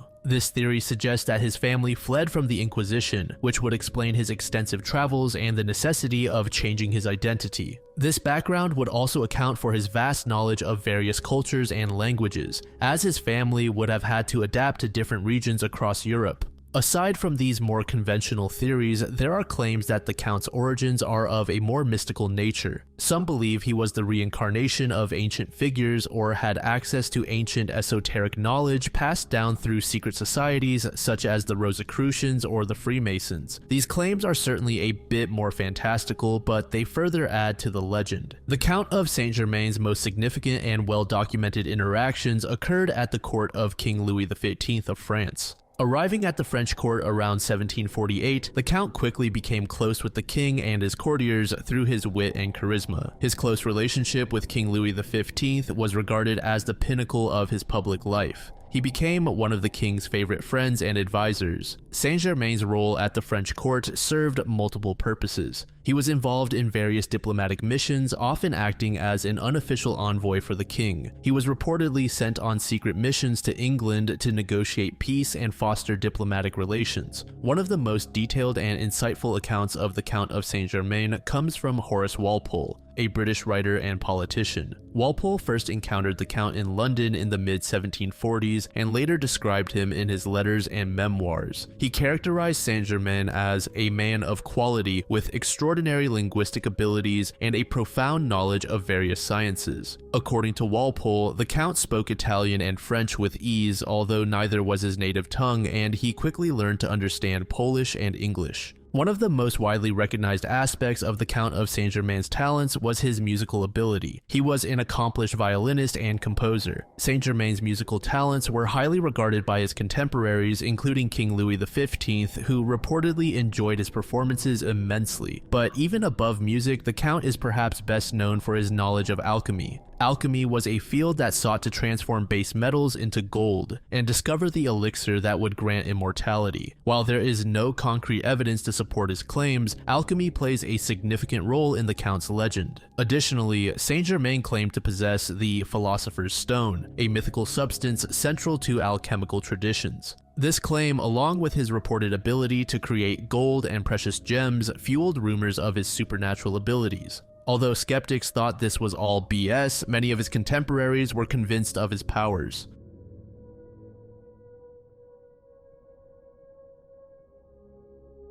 Dulce Maria Alves, a 5-year-old girl from Bridgeton, New Jersey, disappeared on September 16, 2019 while playing in a park. Her sudden disappearance sparked a massive search and widespread media attention. Despite extensive efforts by law enforcement and the community, Dulce remains missing. On the warm afternoon of September 16, 2019, Dulce Maria Alves' family decided to spend some time at Bridgeton City Park, a popular local spot for families. Dulce, her 3-year-old brother, and an 8-year-old family friend went to the park with Dulce's mother, Noema Alves Perez. As the children played on the playground, Noema stayed in her car, parked approximately 30 yards away with her younger sister, who was helping with some homework. Around 4:20 p.m., Noema noticed that Dulce was no longer visible. Initially thinking that Dulce might be hiding or playing out of sight, she began to search the immediate area but quickly grew worried when she couldn't find her daughter. Noema's panic increased as minutes passed without any sign of Dulce. She then called police to report her daughter missing.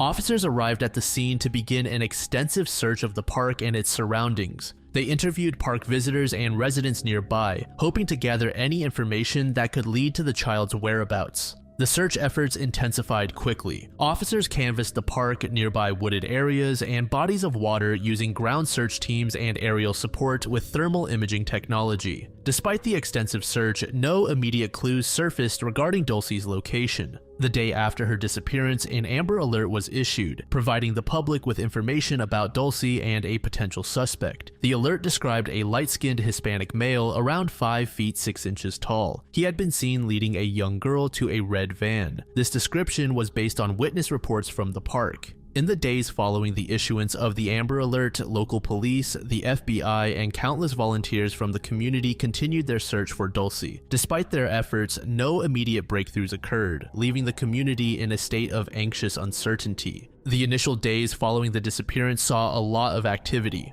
Law enforcement officials released surveillance footage from a nearby convenience store showing Dulce on the day she vanished. This footage showed the girl in a yellow shirt with an elephant on the front, black and white pants, and white sandals. Witnesses were also urged to check their phones for any photos or videos taken in the park around the time of the disappearance, hoping to uncover potential leads. But the investigation struggled to make significant progress. To aid in the ongoing search, the FBI and local authorities periodically released age progression photos of Dulce. These images, created by forensic artists, showed how Dulce might look as she grew older. The first age progression photo was released about a year after her disappearance, depicting her as a 6-year-old. Subsequent photos have continued to update her appearance. These photos have been crucial in maintaining public awareness and generating new leads, as they help the public visualize how Dulce might appear today. The FBI's Behavioral Analysis Unit also contributed by developing profiles of potential suspects. In the years since Dulcie's disappearance, investigators have continued to follow up on new leads and tips. These efforts have included traveling out of state to pursue potential sightings and working with international agencies when necessary.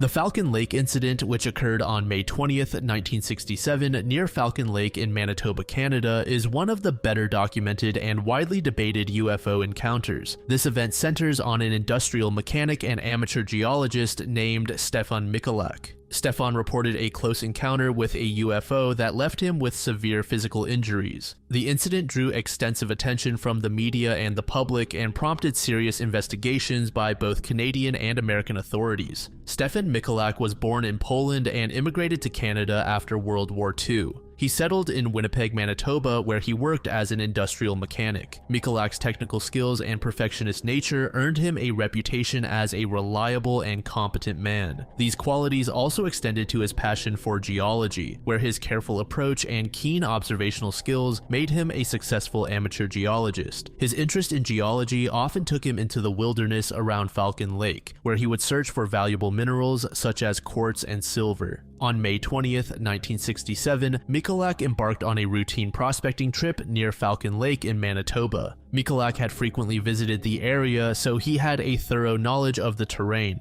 That day, however, his usual trip took an unexpected and shocking turn. As Michalak explored the wilderness, he suddenly noticed two cigar-shaped objects descending from the sky. The objects appeared to hover momentarily before one landed on a flat rock approximately 150 feet away from where he stood. Initially, Michalak assumed the objects were experimental military aircraft. Driven by curiosity and a sense of duty to help potential distressed pilots, Michalak approached the landed craft. The craft was disc-shaped, metallic, and emitted a soft glow. Its exterior was smooth and seamless, with no visible rivets or welds. One particularly striking feature was a door that appeared open. Michalak claimed that he could hear muffled voices through it. He called out in English, Russian, and Polish, hoping to communicate with whoever might be inside. Despite his attempts, there was no response from the craft's occupants. Michalak reached out to touch the craft. He noted a grid-like pattern of holes on its surface, arranged in a precise and orderly fashion. As his gloved hand made contact with the object, he was suddenly blasted with a forceful jet of hot air or gas from these holes. The intense heat and pressure knocked him to the ground, and his clothes immediately caught fire. In a state of shock and pain, Michalak managed to extinguish the flames by tearing off his burning shirt. The craft then began to ascend, emitting a loud whirring noise before it disappeared into the sky. Upon seeking medical attention, it became clear that his injuries were severe and consistent with his account of being exposed to a hot, noxious gas. Michalak suffered from first and second degree burns on his chest and abdomen, which were arranged in a distinctive grid pattern that matched the exhaust vents of the craft he described. Doctors at the Misericordia Hospital in Winnipeg treated Michalak for his burns and noted other symptoms indicative of a severe physical reaction. Michalak experienced intense nausea, headaches, weight loss, and general malaise, which persisted for weeks. Despite thorough medical examinations, the exact cause of his symptoms remained unknown, though radiation poisoning was considered a possibility given the nature of his injuries and the subsequent findings at the site. Michalak's shirt and glove, both damaged during the encounter, were preserved as physical evidence. In the aftermath of the incident, investigators from multiple agencies, including the RCMP, the RCAF, and the United States Air Force, visited the site. Their investigations included the collection of soil and vegetation samples. Notably, they discovered a piece of radioactive metal melted into a rock at the landing site. The presence of this radioactive material was unusual and made the case all the more intriguing. The landing site itself showed signs of disturbance. Investigators noted that the area where the craft had landed had no moss or vegetation, which was a stark contrast to the surrounding area. This patch suggested that something weird had indeed occurred there, and Michalak was telling the truth. Initially, the official response from the Canadian government regarding the Falcon Lake incident was dismissive. Authorities suggested that the event might have been a hoax or a misidentification of a conventional aircraft. This skepticism was not unusual for the time, as the 1960s saw many UFO reports that were often quickly debunked or ignored by the government. The public, however, was slower to dismiss Michalak's detailed and disturbing account. As public pressure and interest from UFO enthusiasts grew, the government started to shift its stance. Various governmental departments started to take Michalak's claims more seriously. This was in large part due to the physical evidence and the unexplained nature of his injuries. Declassified documents from years later revealed the extent to which the Canadian government and other investigative groups had been involved in the case behind the scenes. These declassified documents indicated that the incident had indeed been the subject of serious investigation.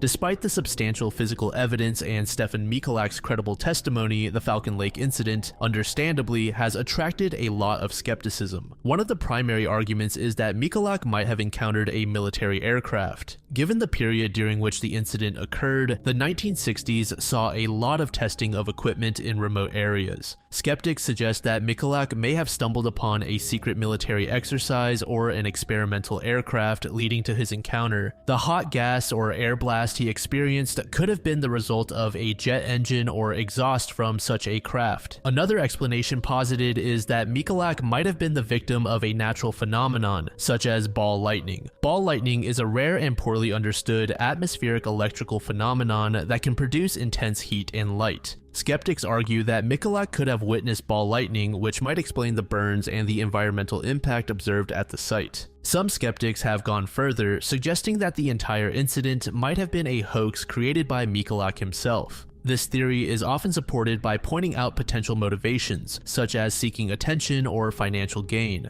However, this explanation is weakened by several factors. Michalak was known to be a serious and credible individual with no history of making sensational claims. Moreover, the severe and painful injuries he sustained, along with his consistent and detailed testimony, make it unlikely that he would have deliberately inflicted such harm upon himself for benefits. Despite these alternative explanations, none have been able to fully account for all aspects of the Falcon Lake incident.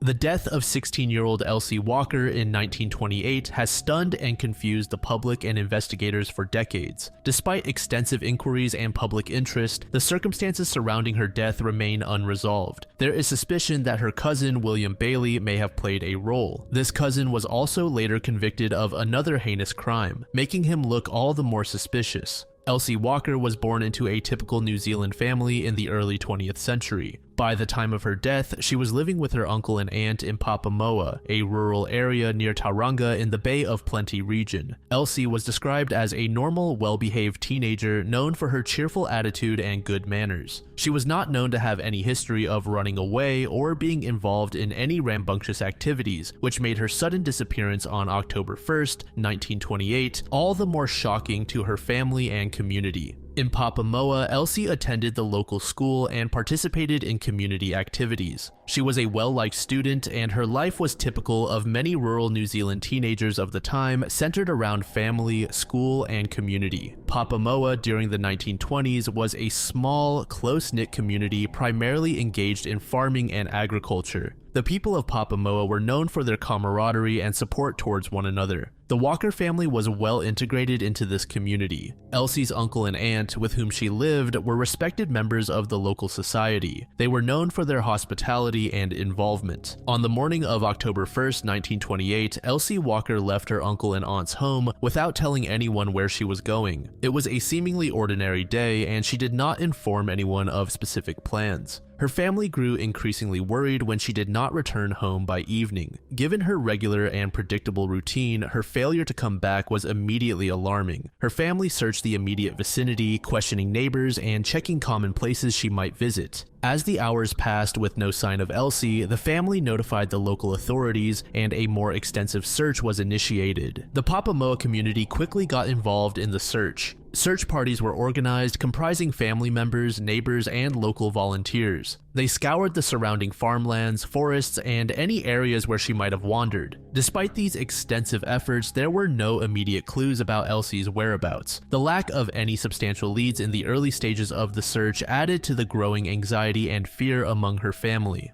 On October 5th, 5 days after Elsie disappeared, her body was discovered in a disused quarry in Tamaki, a suburb of Auckland, approximately 200 miles away from Papamoa. The discovery was made by a group of schoolboys who stumbled upon her body while exploring the area. The location where her body was left confused investigators, given this was a considerable distance from where she had disappeared. The initial examination of the body revealed no visible signs of violence. However, a subsequent medical examination uncovered a fractured skull. The cause of death remained undetermined, with pathologists ruling out natural causes but unable to specify whether the blow to the head was accidental or homicidal. The police cordoned off the area and began a thorough search for any clues that might indicate what had happened to her. The quarry where Elsie's body was found was scoured for evidence. Investigators looked for any signs of a struggle, footprints, or other physical evidence that might shed light on how she ended up there. However, the crime scene did not yield any substantial clues. The fractured skull was the only significant finding from the initial examination, but it did not provide enough information as to the specifics of Elsie's death.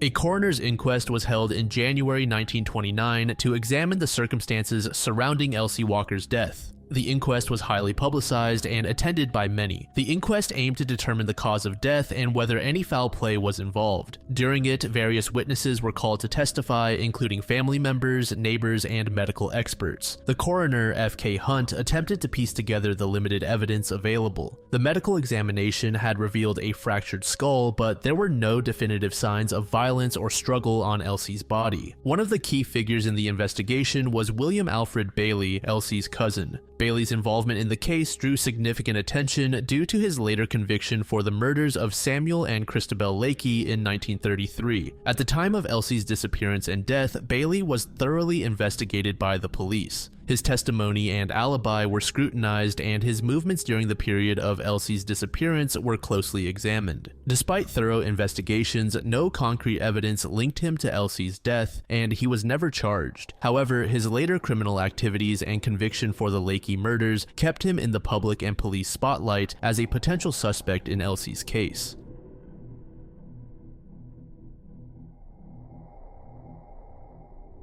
The disappearance of the Gil family from Entre Rios province, Argentina on January 13, 2002 remains one of the most puzzling cases in the country's history. The family of 6, comprising of Ruben Mencho Gil, his wife Margarita Gallegos, and their 4 children, Maria Ofelia, Osvaldo Jose, Sofia Margarita, and Carlos Daniel, vanished without a trace. The Gil family lived in the rural area of La Candelaria Estancia, located in Entre Rios province. Ruben Gil, known locally as Mencho, worked as a farmhand on the estate owned by Alfonso Goet. Described as a hardworking and sociable individual, Ruben was well-liked within the community. His wife Margarita worked at a local school. The couple's children were all known to be cheerful and well-behaved. The family's life in La Candelaria appeared to be normal. However, in the days leading up to their disappearance, some neighbors noted a change in Ruben's demeanor. Normally described as happy and talkative, Ruben was seen as unusually quiet and pensive. This shift in behavior, coupled with the family's sudden and complete disappearance, raised immediate concerns among those who knew them.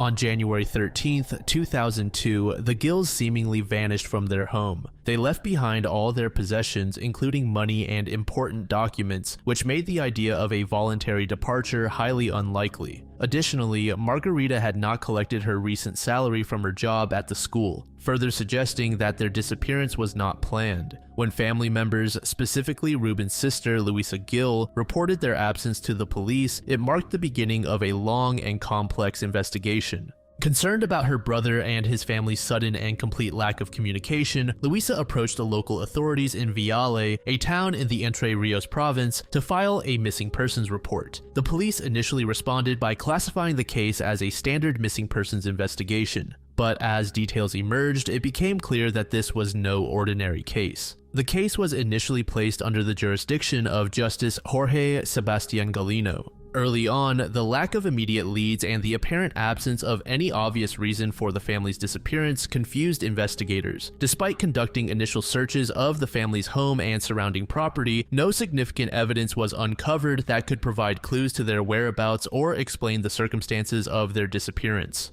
In the initial months following the disappearance, local police and investigators conducted several searches of La Candelaria Estancia, where the Gil family resided. These searches aim to uncover evidence that might indicate foul play or suggest a direction for digging further. However, these early efforts yielded little information and the case grew cold. The investigation received renewed attention in 2003 when Justice Galino ordered a more thorough examination of the family's home and surrounding areas. This decision was influenced by the persistent efforts of the Gill family's relatives, who continued to push for a deeper investigation. The searches during this period included interviews with neighbors and other residents and a review of the family's financial and personal records. Unfortunately, these efforts did not result in any significant breakthroughs. One of the first major comprehensive searches of La Candelaria Estancia occurred in 2008. This search was more extensive and utilized advanced forensic techniques in an attempt to uncover hidden evidence. Investigators raised floorboards, dug wells, and employed luminol, a chemical that glows blue when it comes into contact with blood, to detect any traces of blood that might not be visible to the naked eye.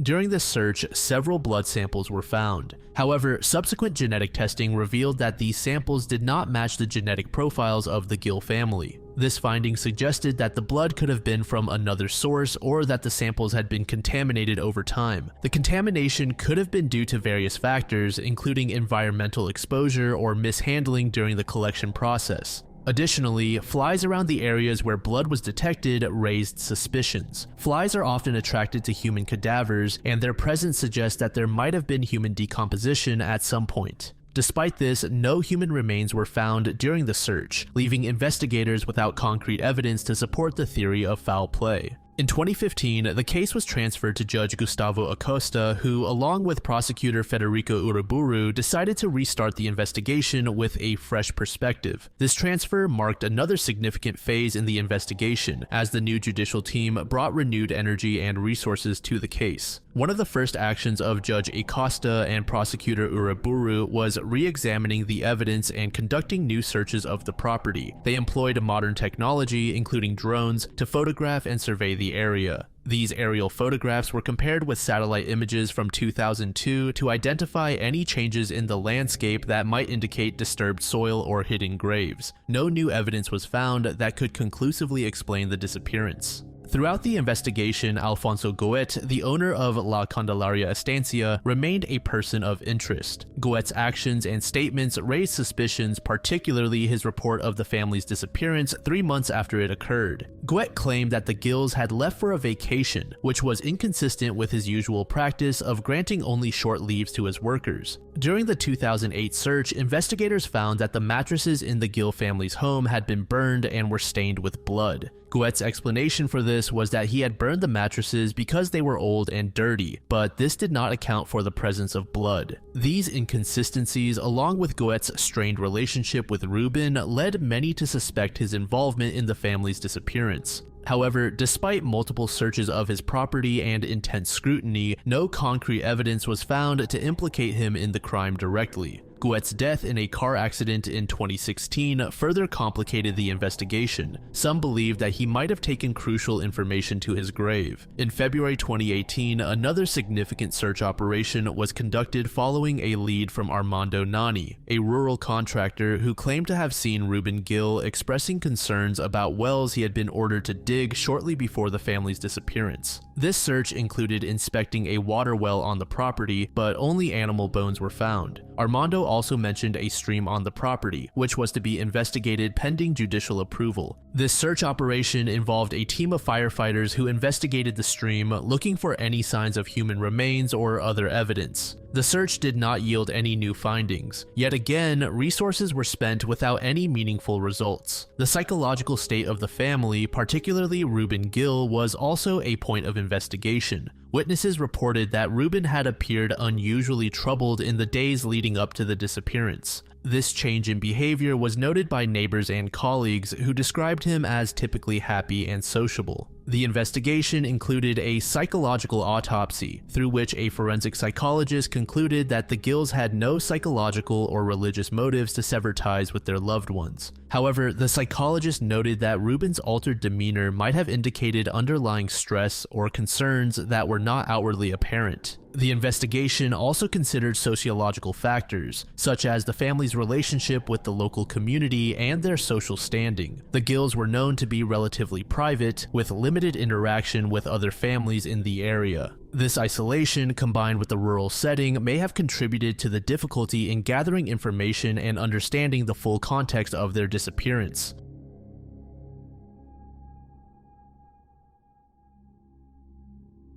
On November 10, 1951, Kenneth Jr., David, and Danny Klein left their home in Minneapolis's North Side neighborhood to play at Farview Park, located just a few blocks away. The boys were dressed for the cold weather, with Kenneth Jr. in a red jacket and red stocking cap, David in a blue jacket, and Danny in a red snowsuit. Their older brother Gordon was supposed to meet them at the park after finishing a project, but found no sign of them when he arrived. The boys' ages ranged from Kenneth being 8 and Danny being the youngest at 4. When the boys did not return home by evening, their parents, Betty and Kenneth Sr., grew increasingly worried and contacted the Minneapolis police. At that time, it was standard procedure for police to wait 24 hours before launching a full-scale search for missing persons. Despite this, family members and neighbors began an immediate search, calling out the boys' names and checking with friends and relatives. The following day, the police initiated a more thorough investigation. Search efforts were focused around Farview Park and the nearby Mississippi River. Volunteers, police officers, and firefighters combed the area, but their initial searches yielded nothing. Tracking dogs were brought in and traced the boys' scent to the river's edge, raising fears that they had fallen into the water. During the search, 2 hats that the boys had been wearing were found near the Mississippi River, close to a dam. This discovery heightened concerns that the boys had drowned. Additionally, 2 Roman Catholic catechisms belonging to the boys were found on a brush pile near the riverbank. Despite extensive searches, including lowering the water level and using boats, divers, and even airplanes, no further evidence was found. The search was called off on November 16th, just 6 days after the boys had disappeared. The police concluded that the boys had likely drowned, although no bodies were ever recovered. Kenneth Sr. and Betty Klein refused to accept the police's conclusion without more definitive evidence. From the moment the police called off the official search, the Klein family took matters into their own hands. Kenneth and Betty initiated their search operations. They organized neighborhood search parties, scouring parks, backyards, and riverbanks, hoping to find any clues that might lead to their sons. They knocked on doors, spoke to anyone who might have seen or heard something, and followed up on every potential lead, no matter how small. The family's home became a central hub for the search efforts. They set up a command center in their living room, complete with maps, photographs, and a log of all the tips and sightings reported by the public.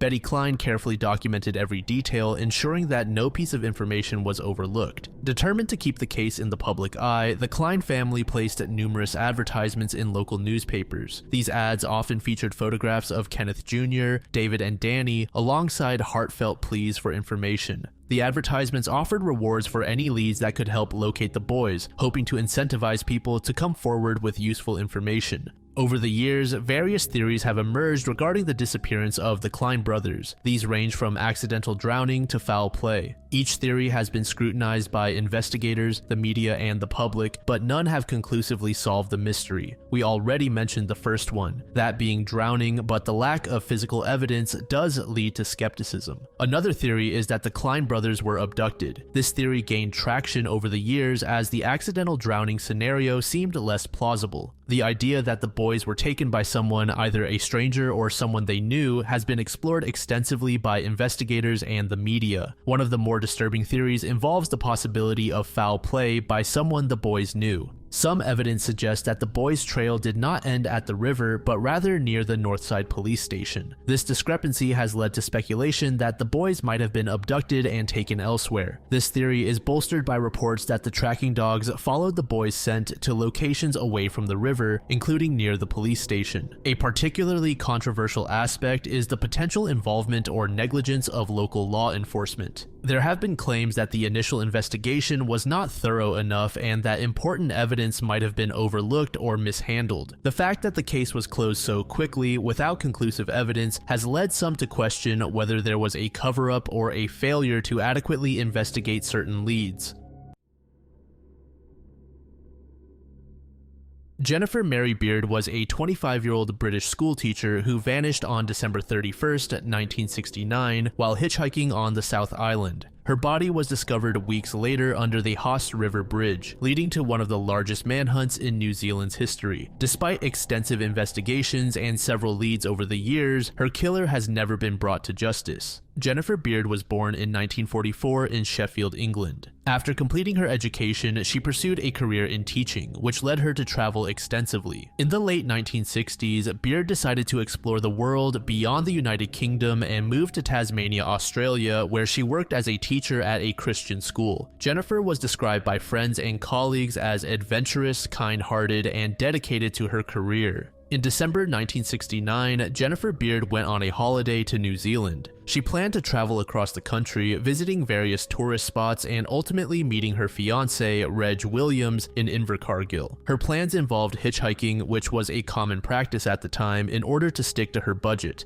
Around mid-December, Jennifer arrived in Christchurch, New Zealand. 6 days later, on December 25th, Christmas Day, it's believed that Jennifer may have attended church services or spent the day amongst locals. The exact details that day are a bit unclear. Sometime between the 27th to 29th, Jennifer began hitchhiking south from Christchurch. She made her way through various small towns, interacting with numerous people along the way. During this period, several unconfirmed sightings of Jennifer were reported as she traveled towards the west coast. On December 30th, Jennifer was seen at Arthur's Pass, a mountain pass in the southern Alps of the South Island. Arthur's Pass is a remote and rugged area popular among hikers and tourists. Here, Jennifer was seen by several witnesses, and she was reported to be in good spirits, eager to continue her adventure. After leaving Arthur's Pass, she continued towards the west coast, aiming to reach Haast. That evening, she checked into the Franz Josef motor camp. The camp records confirmed that she spent the night there, where she likely rested and prepared for the next day's travel. On New Year's Eve, Jennifer left the Franz Josef motor camp and resumed hitchhiking on the Haast Pass highway. Witnesses reported seeing her with a man driving a green Vauxhall Velox. This sighting was crucial, as it provided the last confirmed instance of Jennifer being alive. The man driving the Vauxhall Velox became a significant focus of the investigation. Witnesses described him as being in his late 30s or early 40s, of medium build, and possibly wearing a hat. The car was described as an older model, which helped narrow down the list of potential suspects. Then, during the first couple weeks of 1970, Jennifer's family and friends grew increasingly worried because they had not heard from her. Her fiancé, Reg Williams, who was waiting for her in Invercargill, reported her missing to the police. The authorities launched a search operation, but the rugged and vast terrain of the West Coast made the search extremely challenging. Numerous tips and sightings were reported, but none led to Jennifer. The local media also covered the case extensively, urging anyone with information to come forward. A breakthrough occurred on January 19th when a South Canterbury family on holiday stopped near the Haast River Bridge. Their young daughter noticed a woman without clothes under the bridge.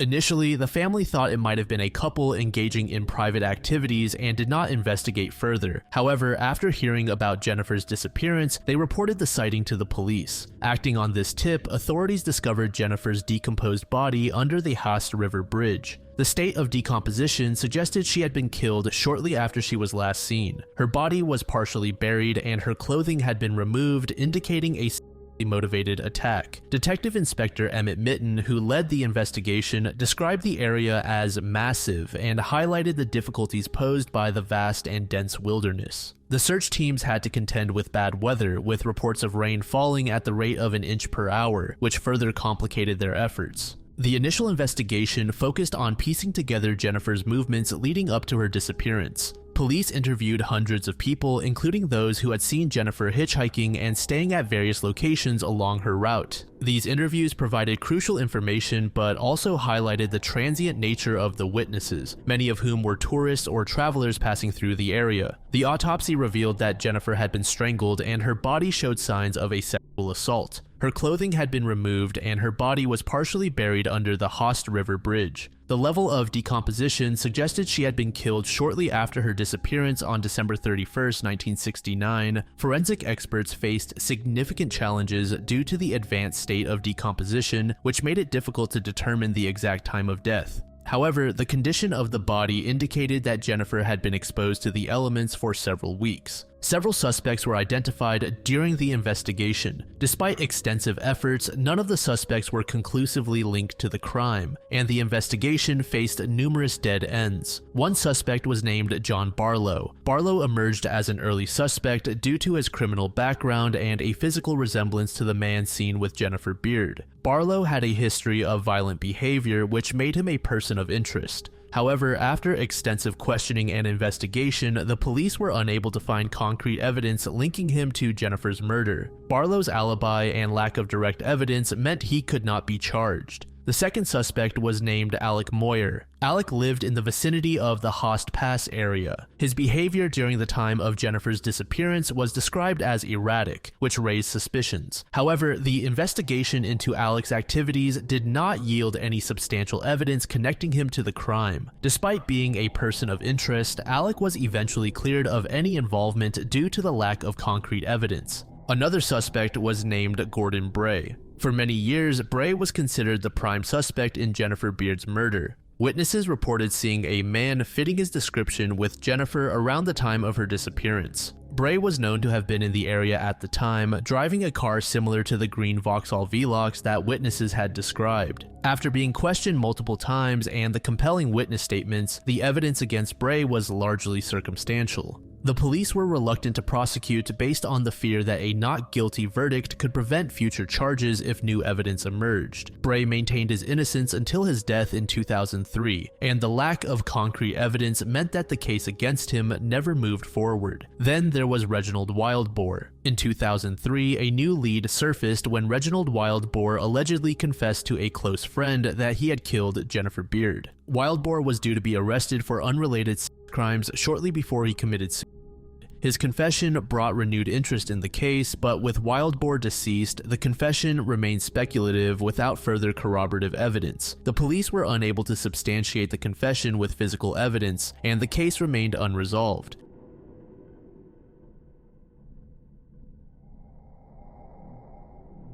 The Great Sheep Panic of 1888 is a strange event that has puzzled historians, scientists, and enthusiasts for over a century. On the evening of November 3, 1888, thousands of sheep in the southern counties of England, notably Oxfordshire, Berkshire, and Buckinghamshire, suddenly and inexplicably panicked. This event led to widespread chaos, with sheep breaking out of their pens and running wildly across the countryside. Despite numerous theories, the cause of this mass panic remains unclear. The panic began at approximately 8 p.m. on one November night. Farmers and residents reported a strange droning noise just before the sheep began to panic. Witnesses described the noise as a low rumble unlike anything they had heard before. By the following morning, the sheep were found scattered across a wide area, some still panting with terror under hedges, and many crowded into corners of fields miles from where they had been the previous evening. Contemporary reports, such as those in various local newspapers, indicated that the panic affected a large geographical area covering over 200 square miles. The widespread nature of the event ruled out causes such as pranksters or individual predators. Several theories have been proposed to explain the Great Sheep Panic, ranging from natural phenomena to the supernatural. However, none have provided a definitive answer. One of the earliest theories suggested that an earthquake or seismic tremor might have caused the panic. Earthquakes can produce low-frequency sounds that are sometimes audible to animals, but not humans. However, there were no records of seismic activity in southern England on the night of November 3, 1888. Additionally, an earthquake of sufficient magnitude to cause such widespread panic would likely have been felt by humans and caused other noticeable effects, which were not reported. Another plausible explanation is that unusual weather conditions frightened the sheep. Some witnesses reported flashes of lightning on the night of the panic, suggesting that a sudden storm might have startled the animals. However, weather reports from that time do not indicate any particularly unusual weather patterns that night. The darkness itself was described as exceptionally intense, leading some to speculate that the combination of darkness and sudden lightning could have disoriented the sheep.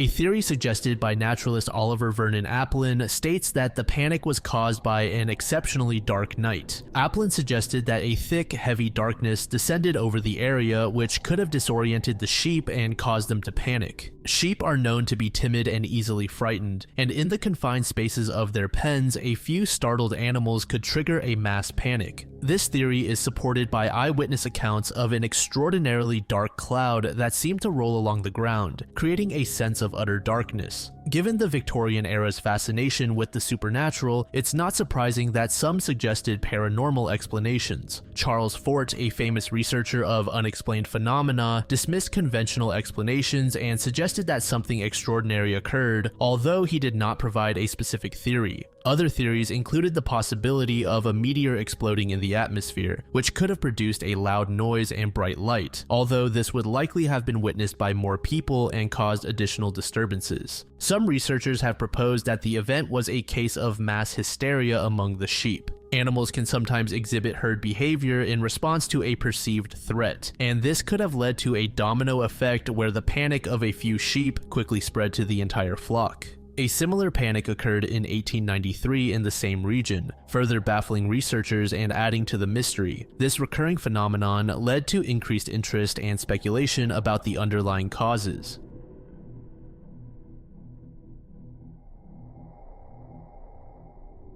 John Wade Wagner, a 16-year-old from Monroe City, Missouri, vanished on February 17, 1968, in an incident that has confused both his family and community for over 5 decades. John was born on June 27, 1951. According to friends and family, he was a typical teenage boy. On the evening of February 17, 1968, he was seen dropping off his younger brother at a school dance around 8 p.m. This was the last time he was seen by anyone known to him. At the time of his disappearance, John was wearing a tan and orange plaid shirt, tan jeans, and brown dress shoes. He was 5 foot 9 inches tall, weighing around 130 pounds, with brown hair and blue eyes. John also had a distinctive tic-tac-toe shaped scar on his abdomen, which could help in identifying him. The following day, February 18th, John's truck was found abandoned in an alley off Main Street in Monroe City. This location was somewhat unusual as it was not a place where John was typically known to park. The truck's discovery in this unexpected location raised immediate concerns and suspicions among his family and friends.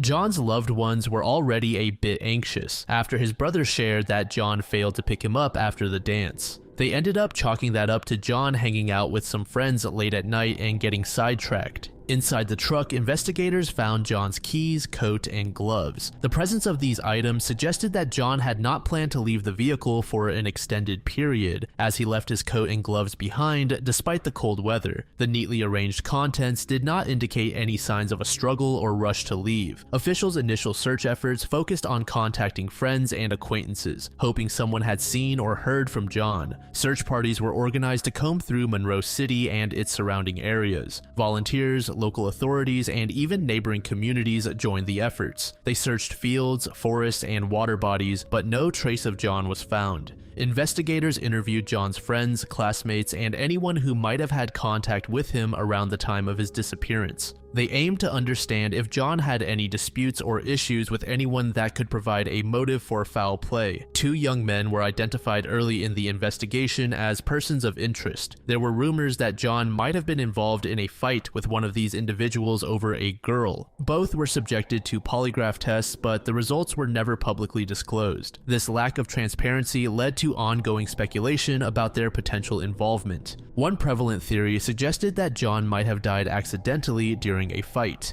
According to rumors, John could have fallen, hit his head, and succumbed to his injuries. Some stories even suggested that his body was disposed of by burning or feeding to hogs to conceal the death. However, these theories were based on hearsay and lacked concrete evidence. Another theory considered was that John might have left voluntarily. However, this theory was quickly dismissed due to the absence of any indications that John was unhappy or planning to run away. His personal items found in the truck also suggested he did not intend to be gone for long. There was also the fact that police didn't publicly disclose the results of the polygraph test on the other 2 boys. This led some to speculate that there may have been a cover-up. The case eventually went cold and leads dried up. However, the community and John's family continued to seek answers and push for further investigation. In the year 2000, the Marion County Sheriff's Office reopened the case, aiming to use advancements in forensic technology. Detective Tyler Wheeler led the new investigation, hoping to uncover new evidence or leads that had been overlooked previously. Unfortunately, many individuals who were once considered persons of interest refused to cooperate, which greatly hampered the investigation.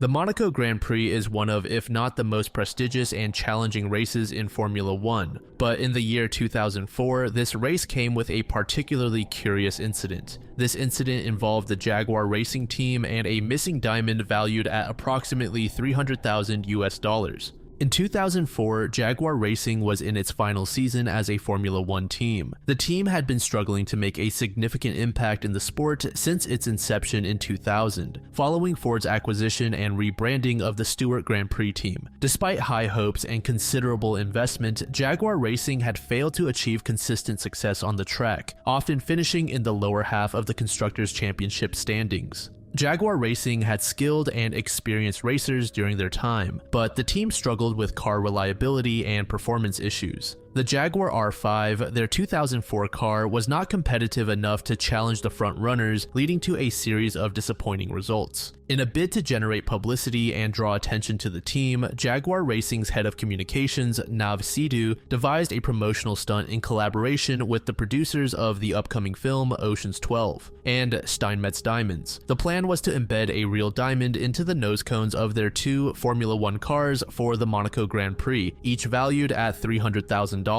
The Ocean's 12's star-studded cast guaranteed that the diamond promotion would be extensively covered by media outlets. The unveiling of the diamond-embedded cars was a high-profile event. The presence of Hollywood stars and the glamorous setting of Monaco created a media frenzy. The buzz generated by the stunt was exactly what Jaguar Racing had hoped for, drawing attention to the team and creating excitement among fans and the media alike. Ensuring that the diamonds remained secure during the high-speed, high-impact conditions of a Formula One race was a significant technical challenge. Engineers worked meticulously to fasten the diamonds securely to the car's nose cones. The decision to place such valuable items on race cars was met with skepticism by some. Critics argued that the risk of losing or damaging the diamonds was too high, especially given the notoriously dangerous nature of the Monaco circuit. However, the potential publicity benefits were deemed to outweigh these risks. As the actual race approached, both Jaguar cars, driven by Mark Webber and Christian Klein, successfully navigated the practice sessions and qualifying rounds without issue. The diamonds remained intact, and the team was optimistic about their prospects for race day. Now, this Monaco track is filled with tight corners and narrow streets, so even a small mistake at high speeds can lead to a crash and compromise the vehicle instantly.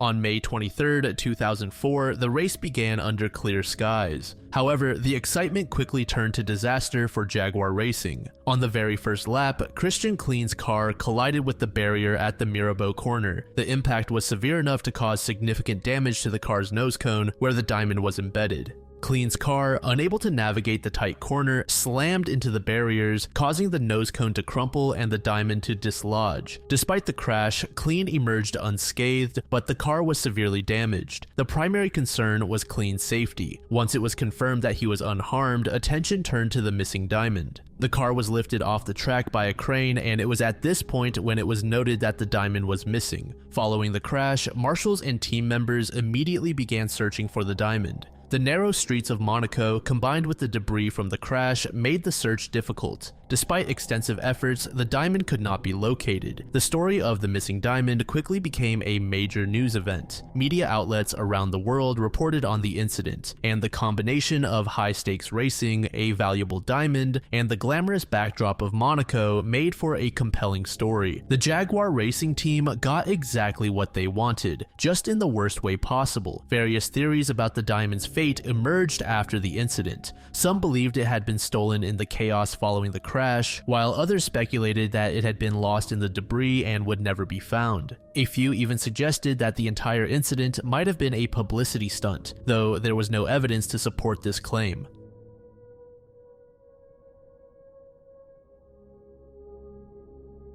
The John Lawson House, located in New Hamburg, New York, is surrounded by mystery and intrigue. Known for the eerie mannequins frequently seen on its porch, the house has captured the imagination of many. The house itself was constructed in 1845, making it one of the oldest structures in the Main Street Historic District. The house is named after John Lawson, who was a prominent figure in the area and a descendant of one of the first white colonist families in the Hudson River Valley. A major event in the history of the John Lawson House is the tragic train wreck that occurred on February 6, 1871. On this winter evening, a freight train traveling southbound from Albany derailed near New Hamburg. The train, carrying oil, suffered a broken axle, which caused sparks and eventually led to the derailment of an oil car onto the northbound track. As the northbound passenger train approached, the engineer of the freight train attempted to warn them by running across the tracks with a flagman holding red lights. Despite their efforts, the passenger train could not stop in time and collided with the derailed oil car.